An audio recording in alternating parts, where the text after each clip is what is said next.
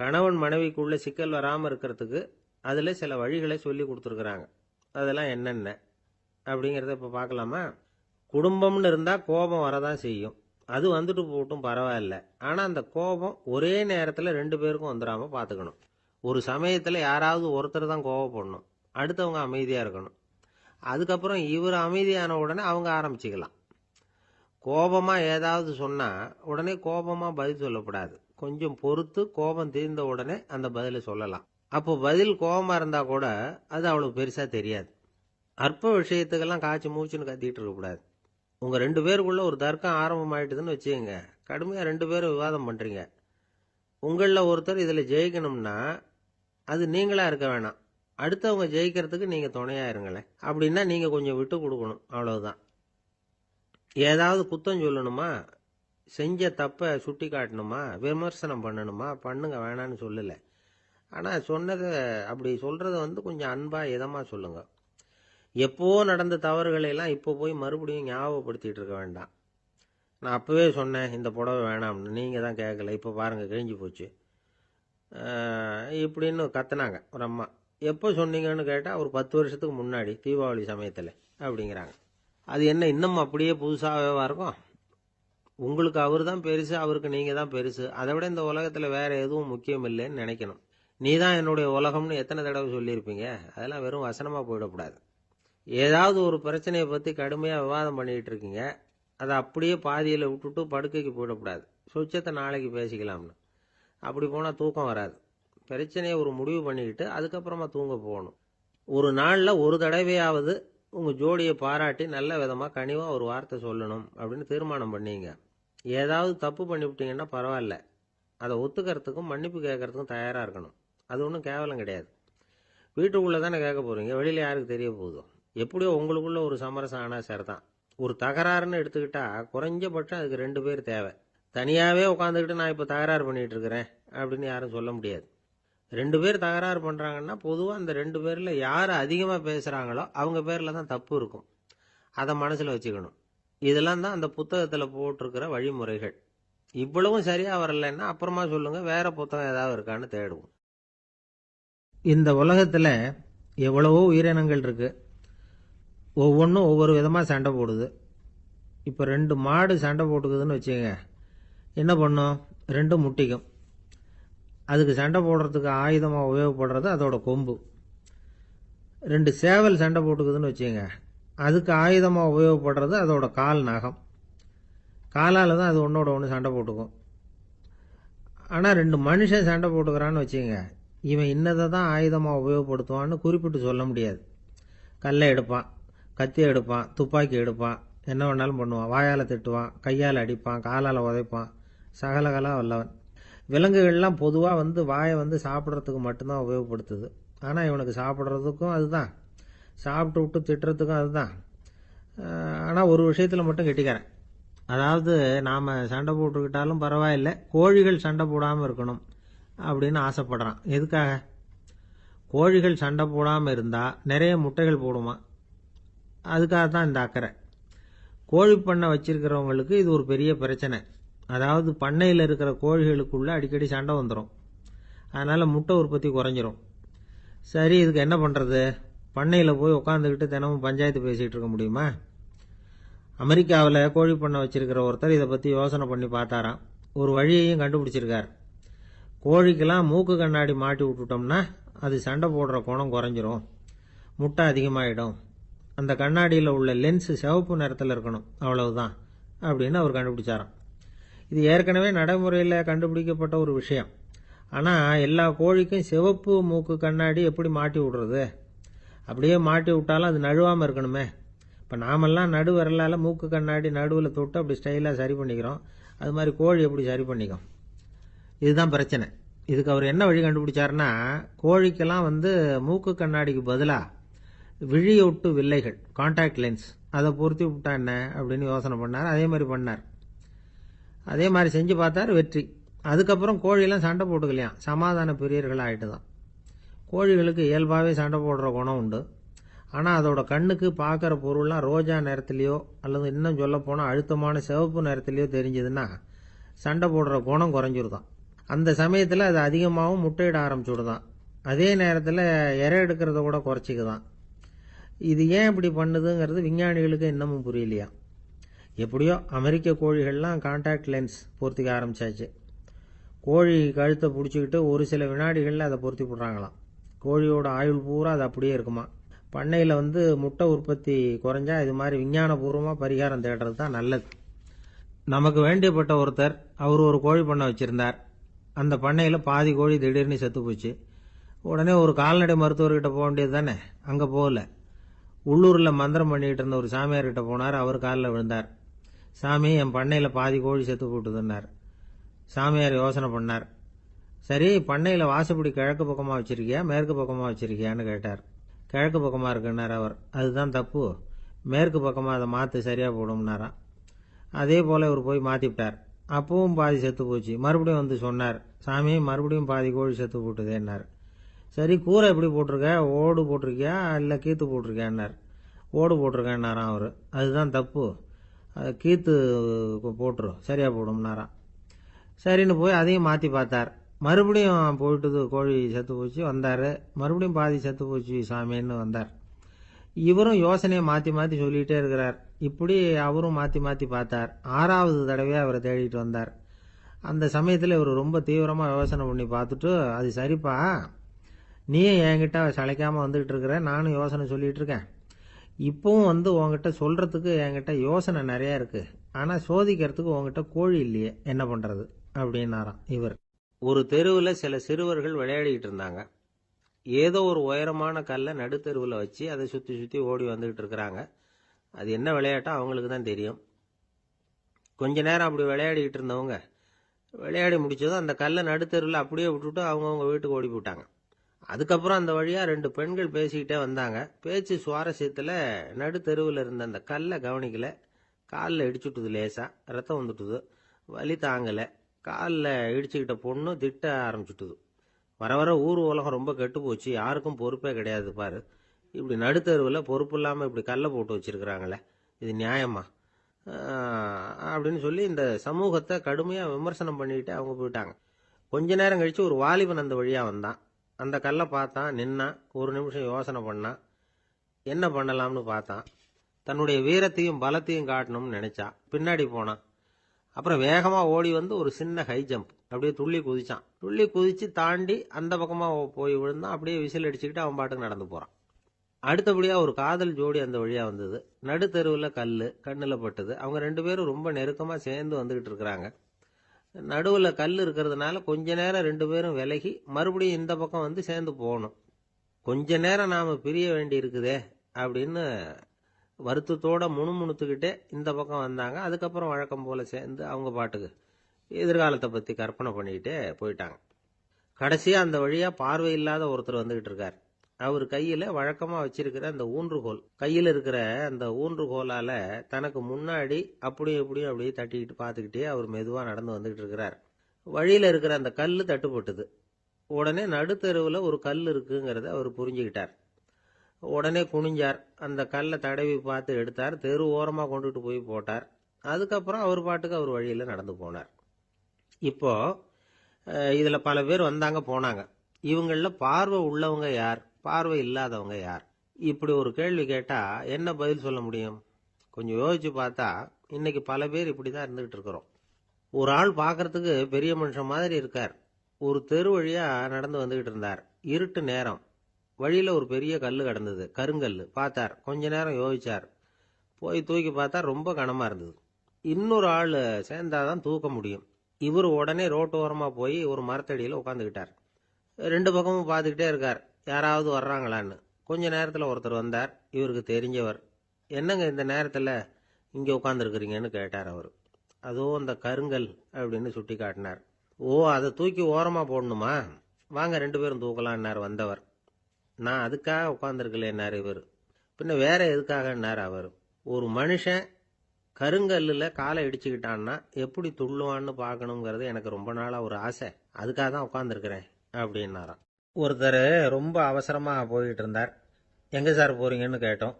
எனக்கு வேண்டியப்பட்ட ஒருத்தருக்கு குழந்தை பிறந்திருக்கிறதாக செய்தி வந்திருக்கு, அதுதான் ஆஸ்பத்திரிக்கு போயிட்டுருக்கேன், பார்த்துட்டு வரலாம்னு அப்படின்னார். அப்படின்னா கொஞ்சம் இப்படி உட்காருங்க அப்படின்னோம். சில விவரம்லாம் சொல்கிறேன் கேட்டுக்கிட்டு போங்க அப்படின்னோம்.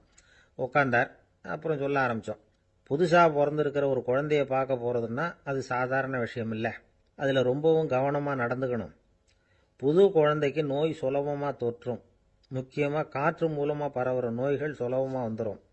அதனால் நமக்கு உடம்பு சரியில்லைன்னா குழந்தைய விட்டு கொஞ்சம் தள்ளியே இருக்கிறது தான் நல்லது.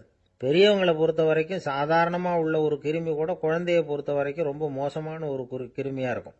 சில வெளிநாடுகளில் எப்படி தெரியுமா, பிறந்த குழந்தை தூங்கிக்கிட்டு இருக்கிற ஒரு ரூமுக்கு போகணும்னா போகிறவங்க முகமூடி போட்டுக்கணும், காலணிகளை மாற்றிக்கணும், அவ்வளவு சுத்தமாக உள்ளே போய் பார்த்துட்டு வரணும்.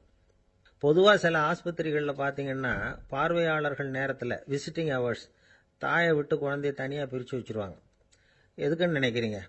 அந்த நேரம் பல பேர் வருவாங்க போவாங்க. அவங்க கை கால் சுத்தமாக இருக்காது. சுத்தம் இல்லாத கைகள் மூலமாக கிருமிகள் பரவும். சுத்தம் இல்லாத கைன்னா மண்ணு தூசி படிஞ்சிருக்கிற கை மட்டும் தான் அர்த்தம் இல்லை. சாலையில் கையை வீசிக்கிட்டு நடந்து வர்றீங்க, குழந்தைய பொறுத்த வரைக்கும் அது கூட சுத்தம் இல்லாத கை தான். தாயை தவிர மற்றவங்க குழந்தைய தூக்காமல் பார்த்துக்கிறது நல்லது. தாய் கூட அளவோட கொஞ்சிறதோட நிறுத்திக்கணும். புதுசாக ஒரு குழந்தைய பெற்றிருக்கிற பொண்ணுக்கிட்ட மற்ற தாய்மார்கள் ஏதாவது சொல்லிக்கிட்டே இருப்பாங்க. குழந்தைய அப்படி வளர்க்கணும் இப்படி வளர்க்கணும் அப்படின்னு ஏதாவது அட்வைஸ் பண்ணிக்கிட்டே இருப்பாங்க. இப்படி ஓவராக அறிவுரை பண்ணுறது அந்த பொண்ணை குழப்பி விட்டுரும். அதனால் அப்படிலாம் பண்ணக்கூடாது. அந்த பெண்ணே ஏதாவது கேட்டால் கூட டாக்டர் சொல்ல வேண்டிய விவரங்களை எல்லாம் நாமே சொல்லிகிட்டு இருக்கக்கூடாது. புதுசாக பிறந்திருக்கிற குழந்தைய மட்டும்தான் இப்படி பார்க்கணும்னு இல்லை. ஒரு நோயாளி குழந்தைய பார்க்க போகிறதுனா கூட ரொம்ப எச்சரிக்கையாக தான் நடந்துக்கணும். ஒரு தின்பண்டமோ விளையாட்டு சாமானோ அந்த குழந்தைக்கு நாம் வாங்கிட்டு போகிறதா வச்சுக்குவோம். அதை நேராக கொண்டுகிட்டு போய் அந்த குழந்தைகிட்டே கொடுக்கக்கூடாது. அதோட அப்பா அம்மா கிட்ட ரகசியமாக கொடுக்கலாம். அவங்க முடிவு பண்ணட்டும் குழந்தைகிட்ட அதை கொடுக்கலாமா வேண்டாமாங்கிறத. அவங்களுக்கு தான் தெரியும் அதோட மனசும் உடம்பும். உங்கள் அக்கறையை காட்டுறதா நினச்சிக்கிட்டு குழந்தை வாயில் எதையும் கொண்டுட்டு போய் போடாதீங்க. போகிறப்போ உங்கள் வீட்டு குழந்தையும் அழைச்சிட்டு போகாதீங்க. இது நோயை வாங்கிட்டு வந்துடும், அல்லது புதுசாக ஒரு நோயை அதுகிட்ட கொடுத்துட்டு வந்துடும். என்னதான் உங்களுக்கு பழக்கமான குழந்தையா இருந்தால் கூட அதுக்கு விருப்பம் இல்லைன்னா பேசக்கூடாது. அங்கே போய் அவங்க பள்ளிக்கூடத்தை ஞாபகப்படுத்திகிட்டு இருக்கக்கூடாது. நோயில் இருக்கிறப்ப ஸ்கூலை பற்றி பேச அது விரும்பாது. ஆஸ்பத்திரியை விட்டு வெளியில் புறப்படுறப்போ குழந்தைகிட்ட சொல்லணும்னு அவசியம் இல்லை. அதோட அப்பா அம்மா கிட்ட சொல்லிவிட்டு புறப்பட்டா போதும். குழந்தை கோபிச்சிக்காது. சமூக சம்பிரதாயத்தை பற்றி அது கவலைப்படுறதில்ல. இப்படி எல்லா விவரமும் நம்ம எதிரில் உட்காந்துருந்தவங்க கிட்ட சொல்லி முடித்தோம். ரொம்ப நன்றி சார் அப்படின்னு சொல்லிவிட்டு அவர் புறப்பட்டார். குழந்தைங்க கொஞ்சம் வளர்கிற வரைக்கும் தான் நாம் எச்சரிக்கையாக இருக்கணும்னு இல்லை, வளர்ந்த பிறகு இன்னும் எச்சரிக்கையாக இருக்கணும். ஒரு பையன் பள்ளிக்கூடத்துலேருந்து திரும்பி வீட்டுக்கு வந்தான். முகம் பூரா நகத்தால் கீறி இருந்தது. அப்பா பார்த்து பயந்துட்டார். யாருடா உன்னை இப்படி பண்ணது அப்படின்னார். என் கூட படிக்கிற இன்னொரு பையன்னா. நாளைக்கு உன் கூட பள்ளிக்கூடத்துக்கு வர்றேன், நீ எனக்கு அவனை அடையாளம் காட்ட முடியுமான்னார். அது ரொம்ப சுலபம் நான் பையன். எப்படின்னார் அப்பா. அவன் காதில் ஒன்றை கையோடு எடுத்துகிட்டு வந்திருக்கிறேன், இதோ என் பையில தான் வச்சுருக்கேன் அப்படிங்கிறான் அந்த பையன். ஒருத்தர் இருக்கார், நல்ல உத்தியோகத்தில் தான் இருக்கிறார். ஆனால் எப்போ பார்த்தாலும் முகத்தை வெறுப்பாக வச்சிருப்பார். அப்படியே வருவார் போவார். ஏன் சார் இப்படி இருக்கிறீங்க அப்படின்னு விசாரித்தோம். ஏன்டா இந்த வேலைக்கு வந்தோம்னு இருக்கு சார் அப்படின்னார். உங்கள் வேலை உங்களுக்கு பிடிக்கலையா அப்படின்னு கேட்டோம். இல்லைன்னார். இப்படிப்பட்டவங்க வெற்றிகரமான வாழ்க்கை வாழ முடியாது. இது நிபுணர்கள் கருத்து. வேலையை நேசிக்க தெரிந்தவர்கள் வெற்றி பெறுவார்கள் அப்படிங்கிறாங்க அவங்க. எந்த துறையாக இருந்தாலும் சரி, அந்த துறையில் வெற்றிகரமாக இருக்கிறவங்கள விசாரித்து பாருங்கள். எனக்கு என்னுடைய வேலை ரொம்ப பிடிக்கும் அப்படின்னு சொல்கிறவங்களாக தான் இருப்பாங்க. அப்படி இருந்தால் தான் அது வெற்றிகரமாக இருக்க முடியுது அவங்களால. ஒருத்தனுக்கு பிடித்தமான பொழுதுபோக்கே அவனுடைய தொழிலாக இருந்துட்டுதுன்னா அவனை மாதிரி கொடுத்து வச்சவன் வேற யாரும் இல்லை அப்படிங்கிறார் பெர்னாட் ஷா. ஒரு தடவை மன்னர் ஹுமாயூன் உயிரை தண்ணீர் முண்டு ஊற்றுகிற தொழிலாளி ஒருத்தர் காப்பாற்றினாராம் அந்த ஹுமாயூன் உயிரை. உடனே மன்னர் கேட்டிருக்கார், உனக்கு என்ன வேணும்னாலும் கேளு தரேன், உயர் பதவி வேணுமா அப்படின்னு கேட்டாராம். மன்னா, மக்களின் தாகம் தீர்க்கக்கூடிய இந்த பணியை விட உயர்ந்தது உண்டா அப்படின்னாராம் அந்த தொழிலாளி. அவரால் அவருடைய வேலையை நேசிக்க முடிஞ்சுது, அதனால் மகிழ்ச்சியாக இருக்க முடிஞ்சுது. நாமெல்லாம் அப்படி இல்லை. வேலை கிடைக்கிற வரைக்கும் கிடைச்சா போதும் அப்படின்னு இருக்கோம். கிடைச்சதுக்கப்புறம் ஏன்டா இந்த வேலைக்கு வந்தோம்னு ரொம்பவும் அழுத்துக்குவோம். சரி, நாம் இருக்கிற இடத்துல நாம் வெற்றிகரமாக இருக்க வழி உண்டா அப்படின்னா உண்டுன்னு சொல்கிறாங்க. அதாவது மன இயல் நிபுணர்கள் இருக்கிறாங்க இல்லையா, அவங்க அதுக்கு முக்கியமாக 6 வழிகள் சொல்கிறாங்க.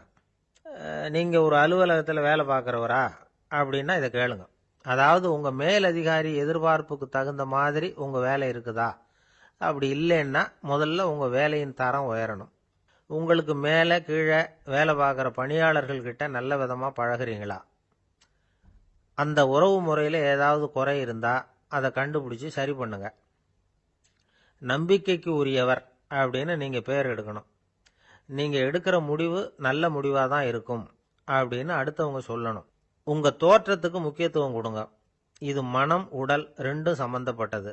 அதனால் மனசையும் ஆரோக்கியமாக வச்சுருக்கணும், உடம்பையும் ஆரோக்கியமாக வச்சுருக்கணும். உங்களுடைய நிர்வாகம் செயல்படுற விதத்தை நல்லா புரிஞ்சு வச்சுக்கணும்.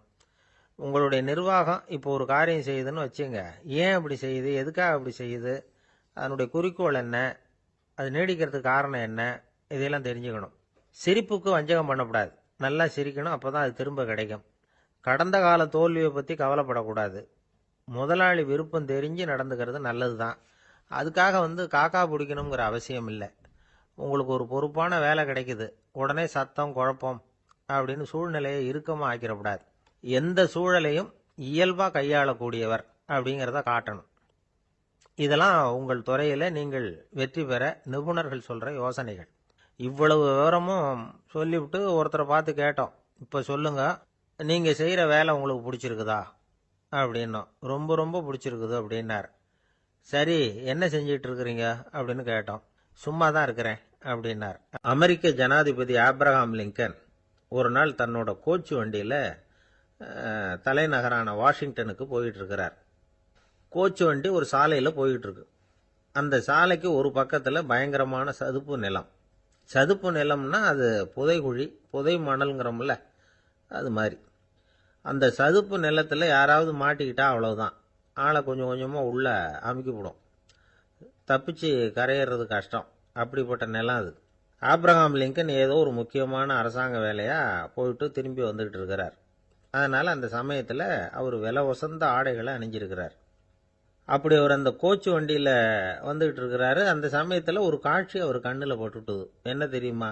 ரோட்டுக்கு பக்கத்தில் இருந்த சதுப்பு நிலத்தில் ஒரு இளம் பன்றி குட்டி சிக்கிக்கிட்டு தவிச்சிக்கிட்டு இருக்குது. பரிதாபமாக கத்திக்கிட்டு இருக்குது. அதை பார்த்தார் லிங்கன். அவருக்கு என்ன மாதிரி ஆயிட்டுது. உடனே வண்டியை நிறுத்த சொன்னார். கீழே இறங்கினார். தன்னோட விலை உசந்த ஆடைகளை பற்றி லட்சியம் பண்ணவே இல்லை. தனக்கே ஆபத்து வரலாம்ங்கிறத பற்றியும் கவலைப்படலை. தான் ஒரு குடியரசுத் தலைவருங்கிறத பற்றியும் அவர் நினச்சி பார்க்கல. நேராக அந்த சதுப்பு நிலம் பக்கமாக போனார். அந்த சேத்துல இறங்கி பன்றிக்குட்டியை காப்பாற்றி கரைக்கு கொண்டுட்டு வந்து சேர்த்துட்டார். அதுக்கப்புறம் நிம்மதியாக கோச்சு வண்டியில் ஏறி வெள்ள மாளிகைக்கு வந்து சேர்ந்தார். ட்ரெஸ்ஸு உடம்பு பூரா சேறு சகதி. பார்க்குறவங்களுக்கெல்லாம் ஆச்சரியமாக போச்சு. அவங்களுக்கு ஒன்றும் புரியல. இவர் நேராக ட்ரெஸ்ஸு மாற்றிக்கிறதுக்காக போனார். கோச்சு வண்டி ஓட்டிகிட்டு வந்தவங்கிட்ட போய் எல்லாரும் கேட்டாங்க, என்ன ஆச்சு அப்படின்னு. அவர் வர்ற வழியில் நடந்த விவரத்தை சொன்னார். ஆப்ரஹாம் லிங்கனுடைய இந்த இறக்க குணத்தை எல்லாரும் பாராட்டினாங்களாம், புகழ்ந்தாங்களாம். ஆனால் இதுக்கு லிங்கன் என்ன பதில் சொன்னார் தெரியுமா?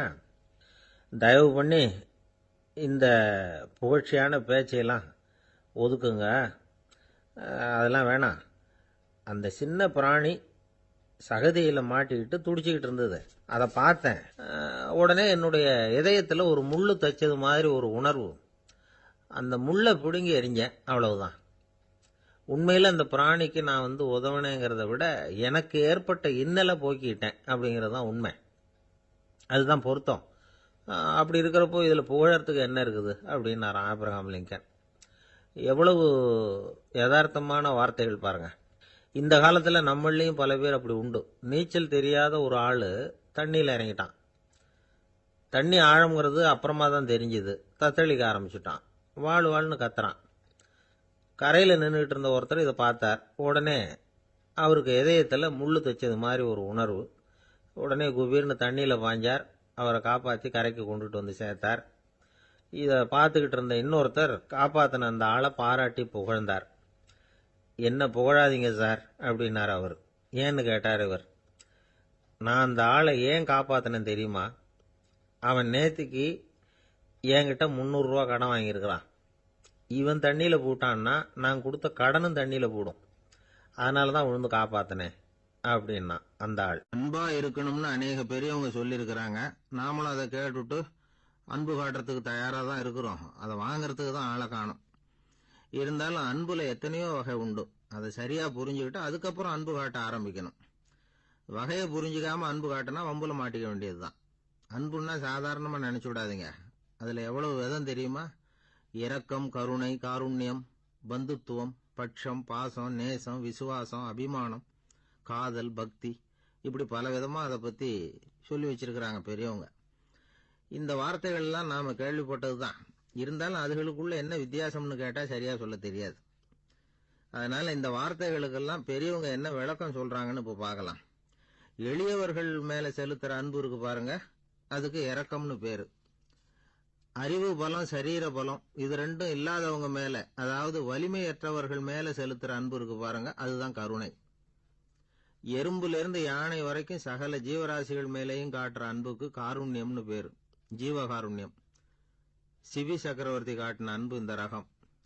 உறவினர்கள், சொந்தக்காரங்க, அவங்க வசதியா இருந்தாலும் வறுமையில இருந்தாலும் வித்தியாசம் இல்லாம காட்டுற அன்பு இருக்கு பாருங்க, அதுக்கு பேரு பந்துத்துவம். ஒரு எஜமானன் வேலையாள்கிட்ட காட்டுற அன்பு இருக்கு பாருங்க, அதுக்கு பேரு தான் பட்சம். அவனும் தன்னை மாதிரி மனுஷன்தாங்கிற நினைப்பு வேணும். ஒரு தாய் தன்னுடைய குழந்தை மேல, ஒரு குழந்தை தன்னுடைய தாய் மேல செலுத்துற அன்புக்கு பாசம்னு பேரு. ஈருடல் ஓர் உயிர்னு நினைக்கிறது இது. ராமரும் கௌசலையும் இதுக்கு உதாரணம். தம்மை ஒத்த நண்பர்கள் கிட்ட செலுத்துற அன்புக்கு நேசம்னு பேரு. வயசு, செல்வம், அந்தஸ்து, இந்த வித்தியாசமெல்லாம் பார்க்காம அவங்க சுக துக்கத்துல சமபங்கு எடுத்துக்கிறது இது. கிருஷ்ணன் குசேலர்கிட்ட காட்டினது இந்த ரகம். வேலை செய்யறவன் முதலாளி கிட்ட காட்டுற அன்புக்கு விசுவாசம்னு பேரு. தேசத்து மேலையும் தாய்மொழி பேர்லையும் செலுத்துற அன்புக்கு அபிமானம்னு பேரு.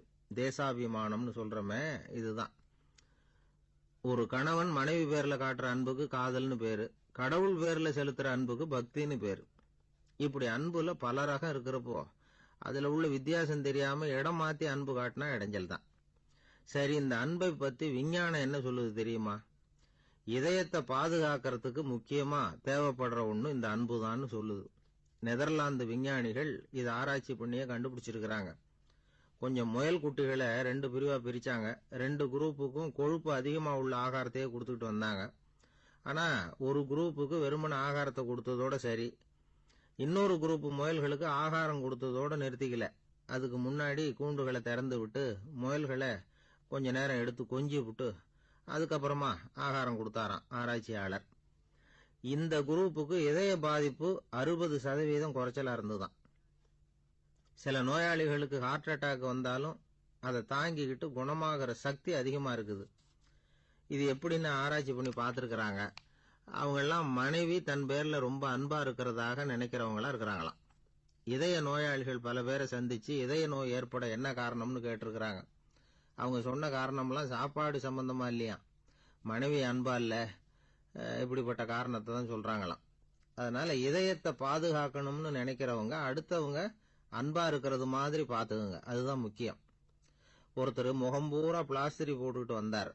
ரொம்ப கோபமா, என்னங்க ஆச்சுன்னு விசாரிச்சேன். எல்லாம் உங்களால தான் சார்னார். விவரமா சொல்லுங்களேன். என்ன, உங்க தகவலை கேட்டுட்டு ஒரு பூனைக்குட்டியை கையில எடுத்தேன், அன்பா அதை தடவி கொடுக்கறதுக்காக. ஆனா அது முந்திக்கிட்டது, அது என் முகத்தை தடவி கொடுத்துட்டுது, முகம் பூரா நகை கீறல், அதுதான் இப்படி அப்படின்னார். அன்புல அறிவு சேராததுனால வந்த அள்ள அள்ள குறையாதது அட்சய பாத்திரம், அது நமக்கு தெரியும், கேள்விப்பட்டிருக்கிறோம். ஆனா போட போட நிரம்பாத ஒரு பாத்திரம் உண்டு. அது என்ன தெரியுமா? நம்மள பல பேர்கிட்ட அந்த பாத்திரம் உண்டு. அதுதான் பேராசை அப்படிங்கிற பாத்திரம். அதை நிறைவு செய்யவே முடியாது. பேராசையை பத்தி சுஃபி இலக்கியத்துல ஒரு பிரபலமான கதை உண்டாம். அதை ஒரு பெரியவர் எடுத்து சொல்லியிருக்கிறார். ஒரு மன்னர் நகர்வலம் போயிட்டு இருக்கார். ஒரு பிச்சைக்காரன் மன்னர் எதிரில் வரான். பிச்சை போடுங்கிறான். என்னுடைய அமைதியை கெடுக்காதே போங்கிறார் மன்னர். அவன் சிரிக்கிறான். அரசே, உங்களுடைய அமைதி கெடக்கூடிய நிலையில் இருந்தா அதுக்கு பேர் அமைதியே கிடையாது அப்படின்னு. எதிரில் நிக்கிறது வெறும் பிச்சைக்காரன் இல்லை, யோகி அப்படிங்கிறத மன்னர் புரிஞ்சுக்கிட்டார். துறவியே, உங்களுக்கு என்ன வேணும்னாலும் கேளுங்க, கொடுக்குறேன்னாராம். அந்த துறவி மறுபடியும் சிரிக்கிறார்.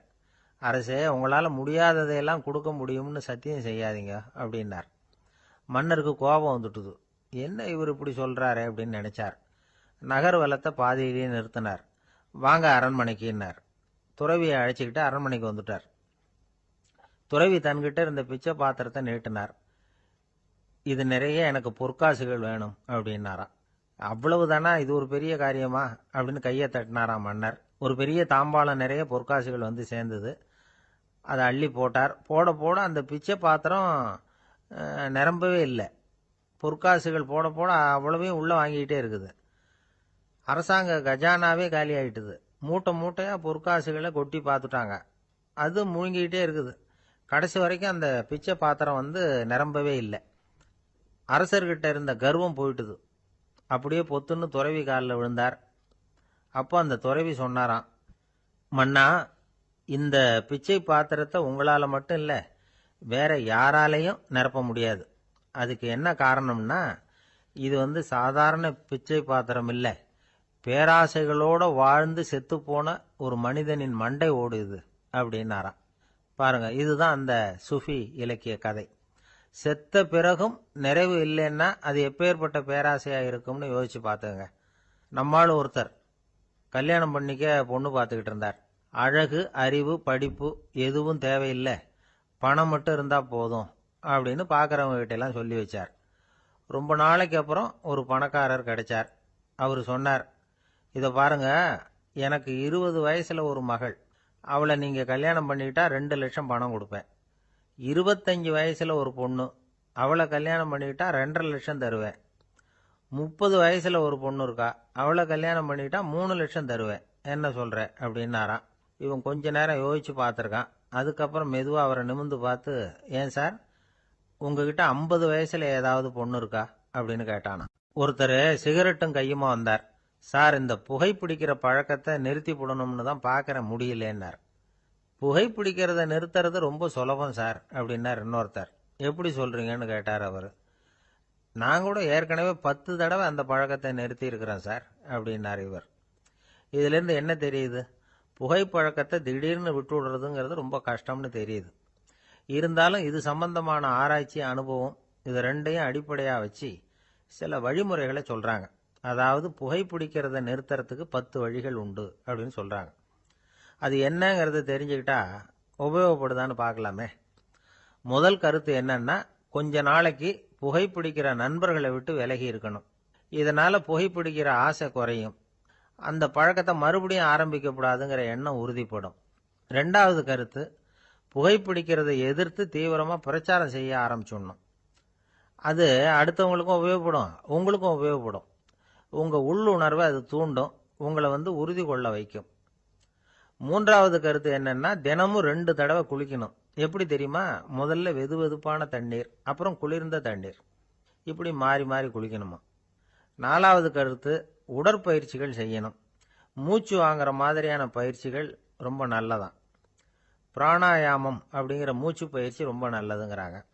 அப்புறம் 5வது கருத்து, சாப்பாடு வந்து மிதமா இருக்கணும், சீரா இருக்கணும். பச்சை காய்கறிகள், பழங்கள் சாப்பாட்டில் சேர்த்துக்கலாம். அடிக்கடி கொஞ்சம் கொஞ்சமா சாப்பிட்டு ரத்தத்தில் சர்க்கரையின் அளவை பராமரிக்கணும். இது வந்து நரம்புகளை வந்து அமைதிப்படுத்தும். 6வது கருத்து என்னன்னா, ரொம்ப நேரம் பசியோடு இருக்கக்கூடாது. புகைப்பிடிக்கிறத நிறுத்த முயற்சி செய்யும் பொழுது எடை குறைப்பு நடவடிக்கைகளை மேற்கொள்ளக்கூடாது. 7வது கருத்து, காப்பி, தேநீர், மதுபானம், அப்புறம் போதைப் பொருள்கள் கலந்த உணவுகள் இதெல்லாம் வேணாம். புகைப்பிடிக்கிறத அதெல்லாம் ஊக்கப்படுத்தும். கடுகு, மிளகு, அப்புறம் காரமான பொருள்களை தவிர்க்கணும். உப்பு அளவை குறைக்கணும். தினமும் 10 குவளை தண்ணீராவது குடிக்கணும். வெறும் தண்ணி புகைப்பிடிக்கிற ஆவலை வந்து தணிக்குதான். 8வது கருத்து, கையில் வந்து சிகரெட்டு, புகையில ஏதாவது இருந்தால் உடனே தூக்கி எறிஞ்சிருங்க. அது கையில் இருக்கிற வரைக்கும் புகைப்பிடிக்கிற ஆசை வந்துக்கிட்டே இருக்கும்.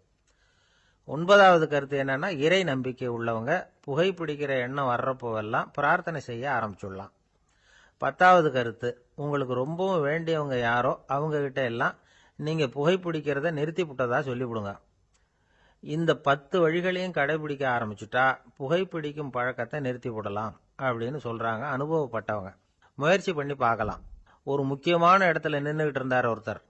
அங்க வந்த இன்னொருத்தர், ஏன் சார், இந்த இடத்துல சிகரெட் பிடிக்கலாமா அப்படின்னு அனுமதி கேட்டார். இந்த இடத்துல சிகரெட் பிடிக்க கூடாதுங்க அப்படின்னாரு இவர்.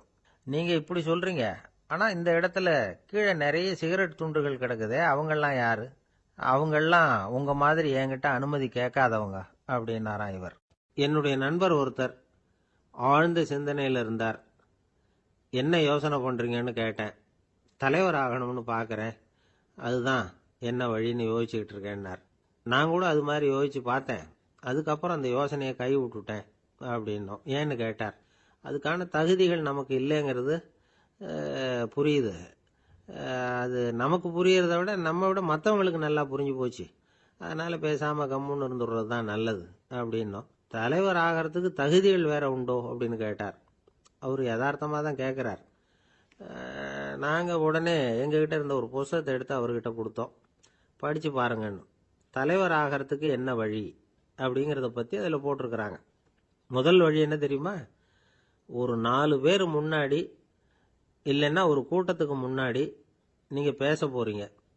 அப்போ எப்படி ஆரம்பிக்கணும்னா, உண்மையான புகழ்ச்சி, நேர்மையான பாராட்டு, இதோடு ஆரம்பிக்கணும்.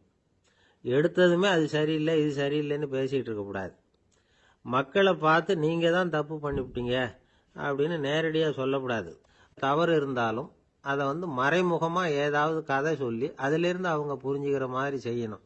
அடுத்தவங்க பண்ண தப்பு என்னன்னு அலசறதுக்கு முன்னாடி நீங்கள் பண்ணின தப்பு என்னங்கிறத பற்றியே பேசுங்க.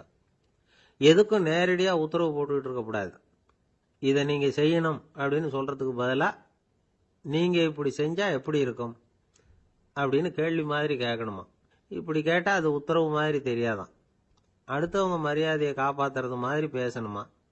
உங்கள் பேச்சு இன்னொருத்தரை அவமானப்படுத்துறது மாதிரி இருக்கக்கூடாதான். ஏண்டா இவங்கிட்ட போய் மாட்டிக்கிட்டோம்னு யாரும் நினச்சிடக்கூடாது. ஒவ்வொரு சின்ன வளர்ச்சியையும் பாராட்டணும். வெற்றி சாதாரணமாக இருந்தாலும் பாராட்டாமல் இருந்துடக்கூடாது. பாராட்டும் பொழுது தாராளமாக இருக்கணும். குறை சொல்லும் பொழுது கவனமாக இருக்கணும். வாய்க்கு வந்தபடி பேசிவிட்டா அதுக்கப்புறம் வகையாக மாட்டிக்கிட்டு முழிக்க வேண்டியிருக்கும். நீங்கள் பேசுறது இன்னொருத்தருக்கு ஒரு கௌரவத்தையும் மரியாதையும் உண்டு பண்ணுறது மாதிரி இருக்கணும். நீங்கள் பேசுறது அடுத்தவங்களுக்கு இருக்கிற கொஞ்ச நெஞ்ச மரியாதையும் எடுத்து விடுறது மாதிரி இருக்கக்கூடாது. உங்கள் பேச்சை கேட்டால் கேட்குறவங்களுக்கு ஒரு ஊக்கம் வரணும், உற்சாகம் வரணும். தவறு எதுவாக இருந்தாலும் அதை சுலபமாக திருத்திக்கலாம், சரி பண்ணிக்கலாங்கிறது மாதிரி இருக்கணும் உங்கள் பேச்சு. அடுத்தவங்களை சந்தோஷப்படுத்துங்க. உங்கள் யோசனையை கேட்டு நடந்துக்கிறதுனால அந்த சந்தோஷம் அவங்களுக்கு கிடைக்கணும்.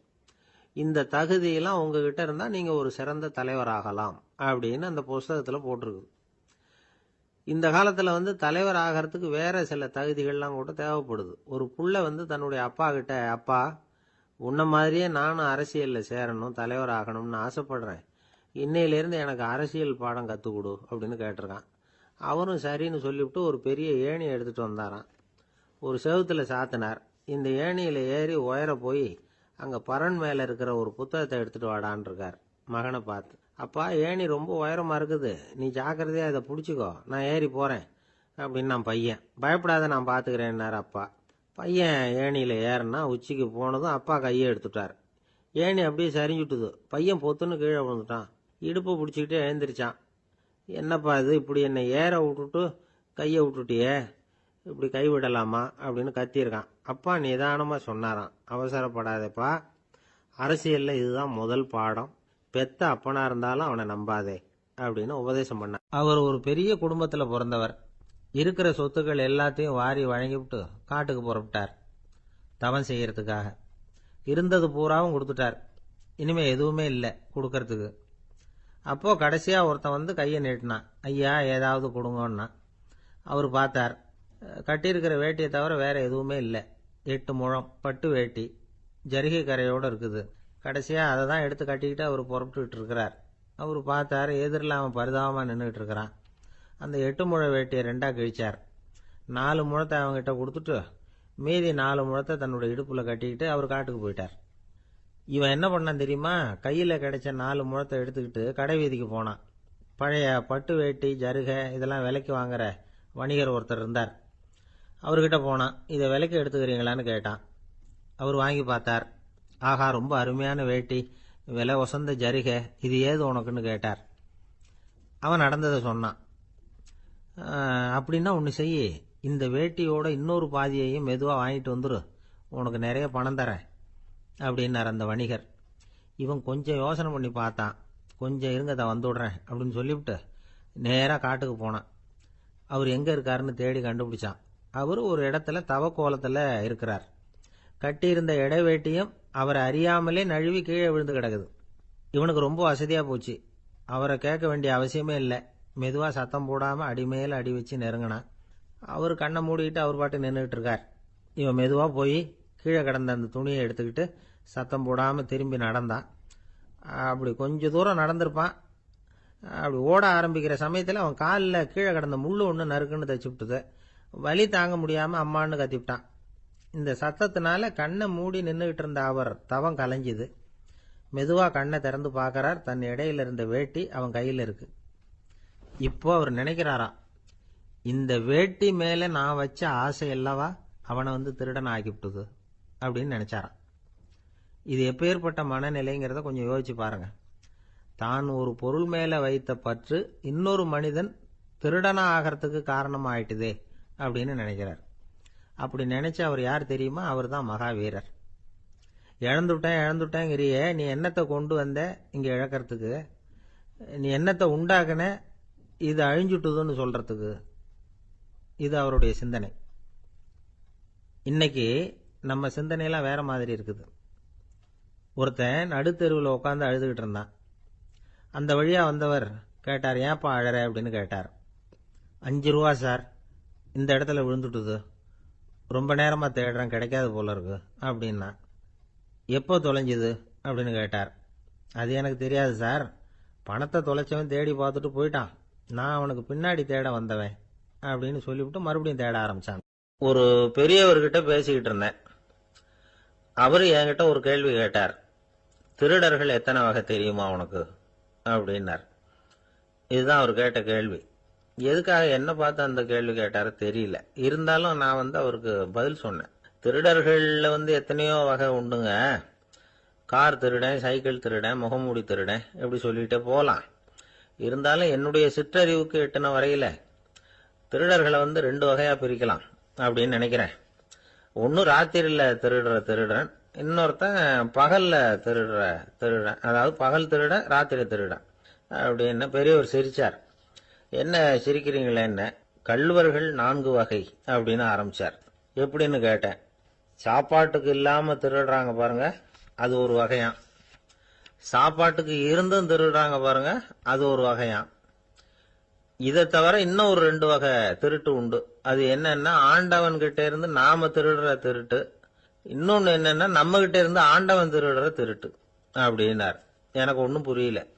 என்ன சார் இது, ஆண்டவனையே திருடன்னு சொல்றீங்களே அப்படின்னு ஆச்சரியமா. ஆமாங்க, ஆண்டவனை கள்வன்னு சொல்றது இல்லையா? காஞ்சிபுரத்துக்கு பக்கத்துல திருக்கார்வனம் அப்படின்னு ஒரு ஊர் இருக்கு. அங்க உள்ள பெருமாளுக்கு கள்வர்னு தான் பேரு. அது மட்டும் இல்ல, திருமங்கையாழ்வார் தம்முடைய திரு நெடுந்தாண்டகத்துல கார்வனத்துள்ளாய் கல்வா அப்படின்னு தான் அழைக்கிறார் அப்படின்னு நிறைய உதாரணம்லாம் சொல்ல ஆரம்பிச்சார். அதுக்கப்புறம் அவர்கிட்ட பேசி நான் புரிஞ்சுக்கிட்ட விவரங்களை தான் நான் இப்போ உங்ககிட்ட சொல்ல போறது. அதாவது அவர் சொன்ன முதல் வகை திருடர்கள் சாப்பாட்டுக்கு இல்லாம திருடுறவங்க. இவங்களை திருத்தி போடலாம். சாப்பாட்டுக்கு இருந்தும் பணம் சேர்க்கணுங்கிற ஆசையால பொய் கணக்கெல்லாம் எழுதுறாங்க பாருங்க, அவங்க தான் 2வது வகை. 3வது வகை திருட்டு தான் மிகப்பெரிய திருட்டு. இறைவனுக்கு சொந்தமானதை நம்முடையதுன்னு நினைக்கிற திருட்டு. எது இறைவனுக்கு சொந்தமானது அப்படின்னா ஆத்மா. பகவானுக்கு சொந்தமான ஆத்மாவை நம்முடையதுன்னு நினைக்கிறது தான் அந்த மாபெரும் திருட்டு. இதுக்கு பேர் தான் ஆத்மாபகாரமா. சரி, இதுக்கு பரிகாரம் என்ன? எல்லாம் இறைவனுடையது, நமக்கு ஒன்றும் இல்லை அப்படின்னு நினைக்கிறது தான் இதுக்கு பரிகாரம். இதெல்லாம் இருக்கட்டும். 4வது திருட்டு ஒன்று சொன்னோம்ல, ஆண்டவன் நம்ம கிட்ட இருந்து திருடுறது. அது எப்படி? ஆண்டவனை கள்வன்னு சொல்றாங்க, அது சரி. அவர் என்னத்தை திருடினார்? இப்போ இன்னொருத்தருக்கு சொந்தமான ஒன்றை எடுத்து வச்சுக்கிறது தான் கள்ளத்தனம். ஆனா ஆண்டவன் எடுத்துக்கிட்டோம்னா இருக்கிறது எல்லாமே அவனுக்கு சொந்தம். அப்படி இருக்கிறப்போ அவரை எப்படி கள்வன்னு சொல்றது? இது என்ன புரியாம இருக்குதே அப்படின்னு சொல்லி பார்த்தா அதுக்கும் விளக்கம் சொல்றாங்க அவங்க.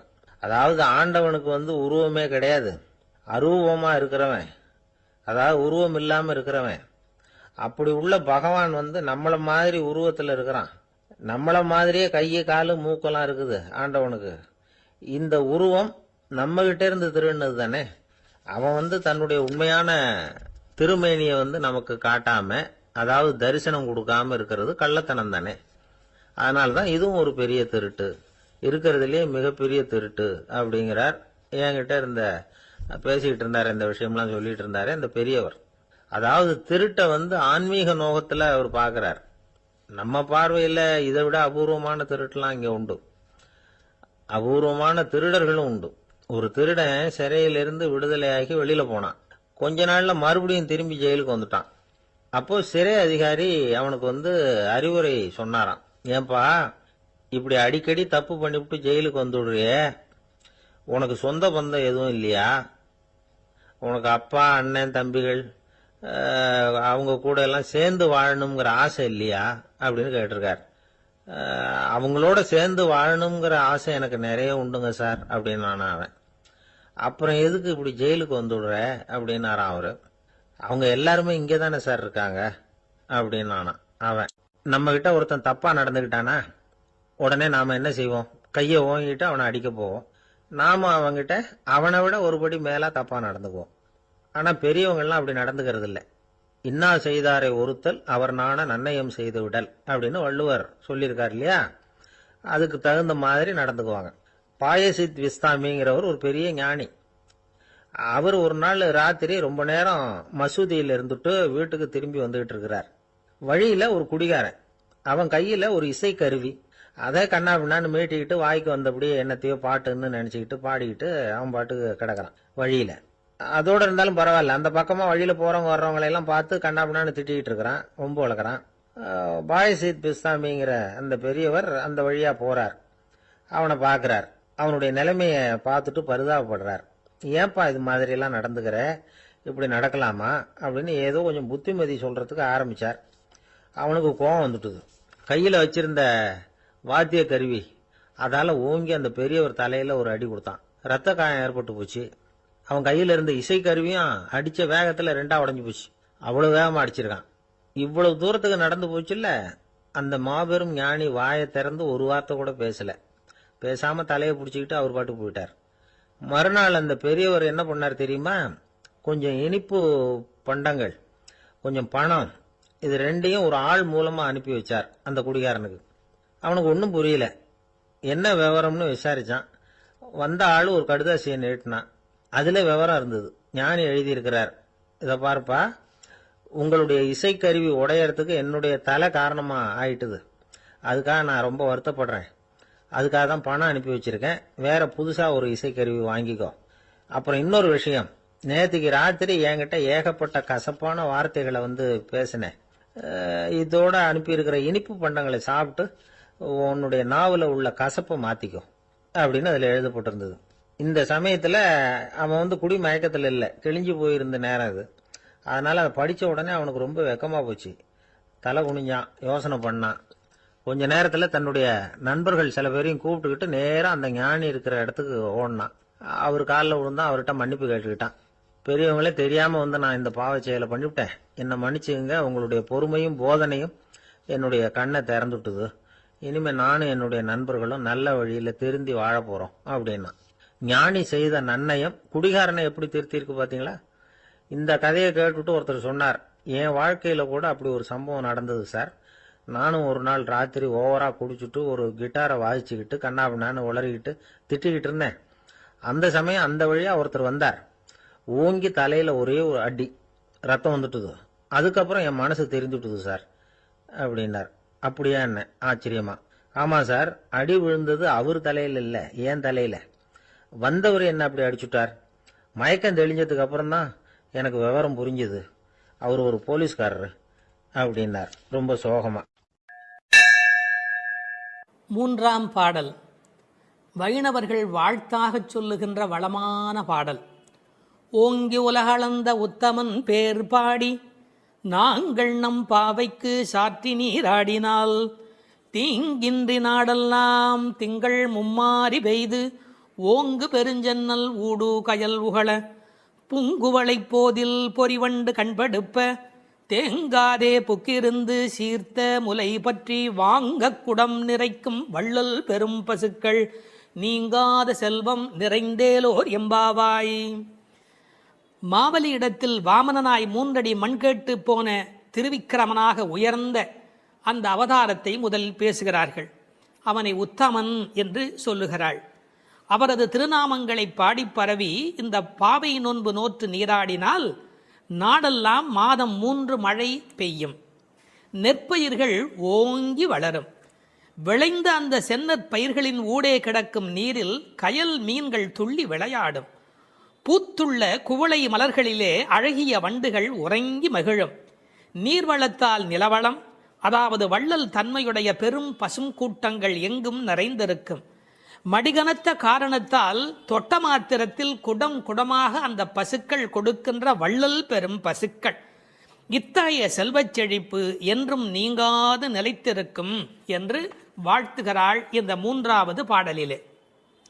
ஓங்கி உலகளந்த உத்தமன், குள்ளமாக வந்தவன், ஆனால் ஓங்கி உலகத்தை அளந்த திருவிக்கிரமனாக மேலே உயர்ந்தவன். இதில் நாம் சிந்திக்க வேண்டிய பகுதி ஒன்று இருக்கிறது.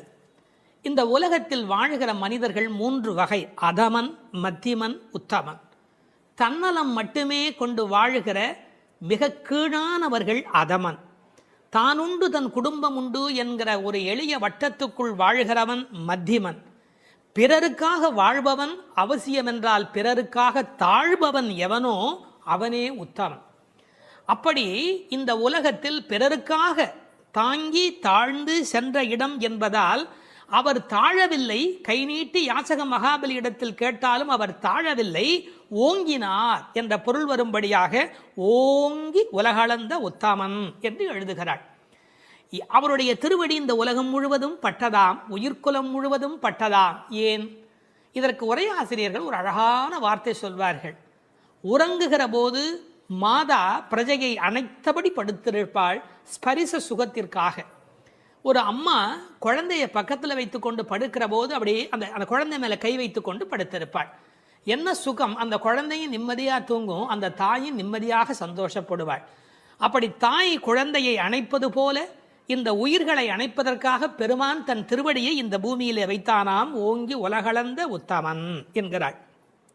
நாமத்தின் பெருமையினை பேறு பாடி என்கிறாள். அதை பின்னொரு இடத்திலே நாம் விளக்கமாக பார்க்கலாம். நாங்கள் நம் பாவைக்கு சாற்றி நீர் ஆடினால், அவனுடைய புகழை சொல்லி நாங்கள் பாடிக்கொண்டு நீராடினால் என்ன நடக்கிறது? ஒரு விஷயம், கடவுளை அடைவதற்கு யாகம் செய்ய வேண்டும், தவம் செய்ய வேண்டும், மந்திரம் செய்ய வேண்டும் என்று 100கணக்கான நிபந்தனைகளை எல்லாம் உலகத்தில் சொல்கிறார்கள். எங்கள் ஆண்டாள் அன்னையோ மிக எளிமையான வழி சொல்லுகிறாள். பேசாமல் நீங்கள் அவனுடைய பெயரை சொல்லிக்கொண்டு குளியுங்கள். நாங்கள் நம் பாவைக்கு சாற்றி நீராடினால், குளிப்பதை போன்று எளிமையானது கடவுளை அடைவது என்கிற ஒரு அற்புதமான பொருளை சொல்கிறாள். சடங்குகளுக்குள் சிக்கிக்கொண்டு சங்கடப்படாதீர்கள். நீங்கள் அவனை பாடும் பக்தி ஒன்றே போதுமானது, அவனது நாமத்தை சொல்லுகிற நாம சங்கீர்த்தனமே உங்களுக்கு போதுமானது என்ற பொருளிலே it is so simple. Involvement, பக்தர்களின் பங்கேற்பு இருக்கும்படியாக நாங்கள் நம் பாவைக்கு சாற்றி நீராடினால் மழை பெய்யும். எப்படி பெய்யும்? தீங்கின்றி நாடெல்லாம் திங்கள் மும்மாறி.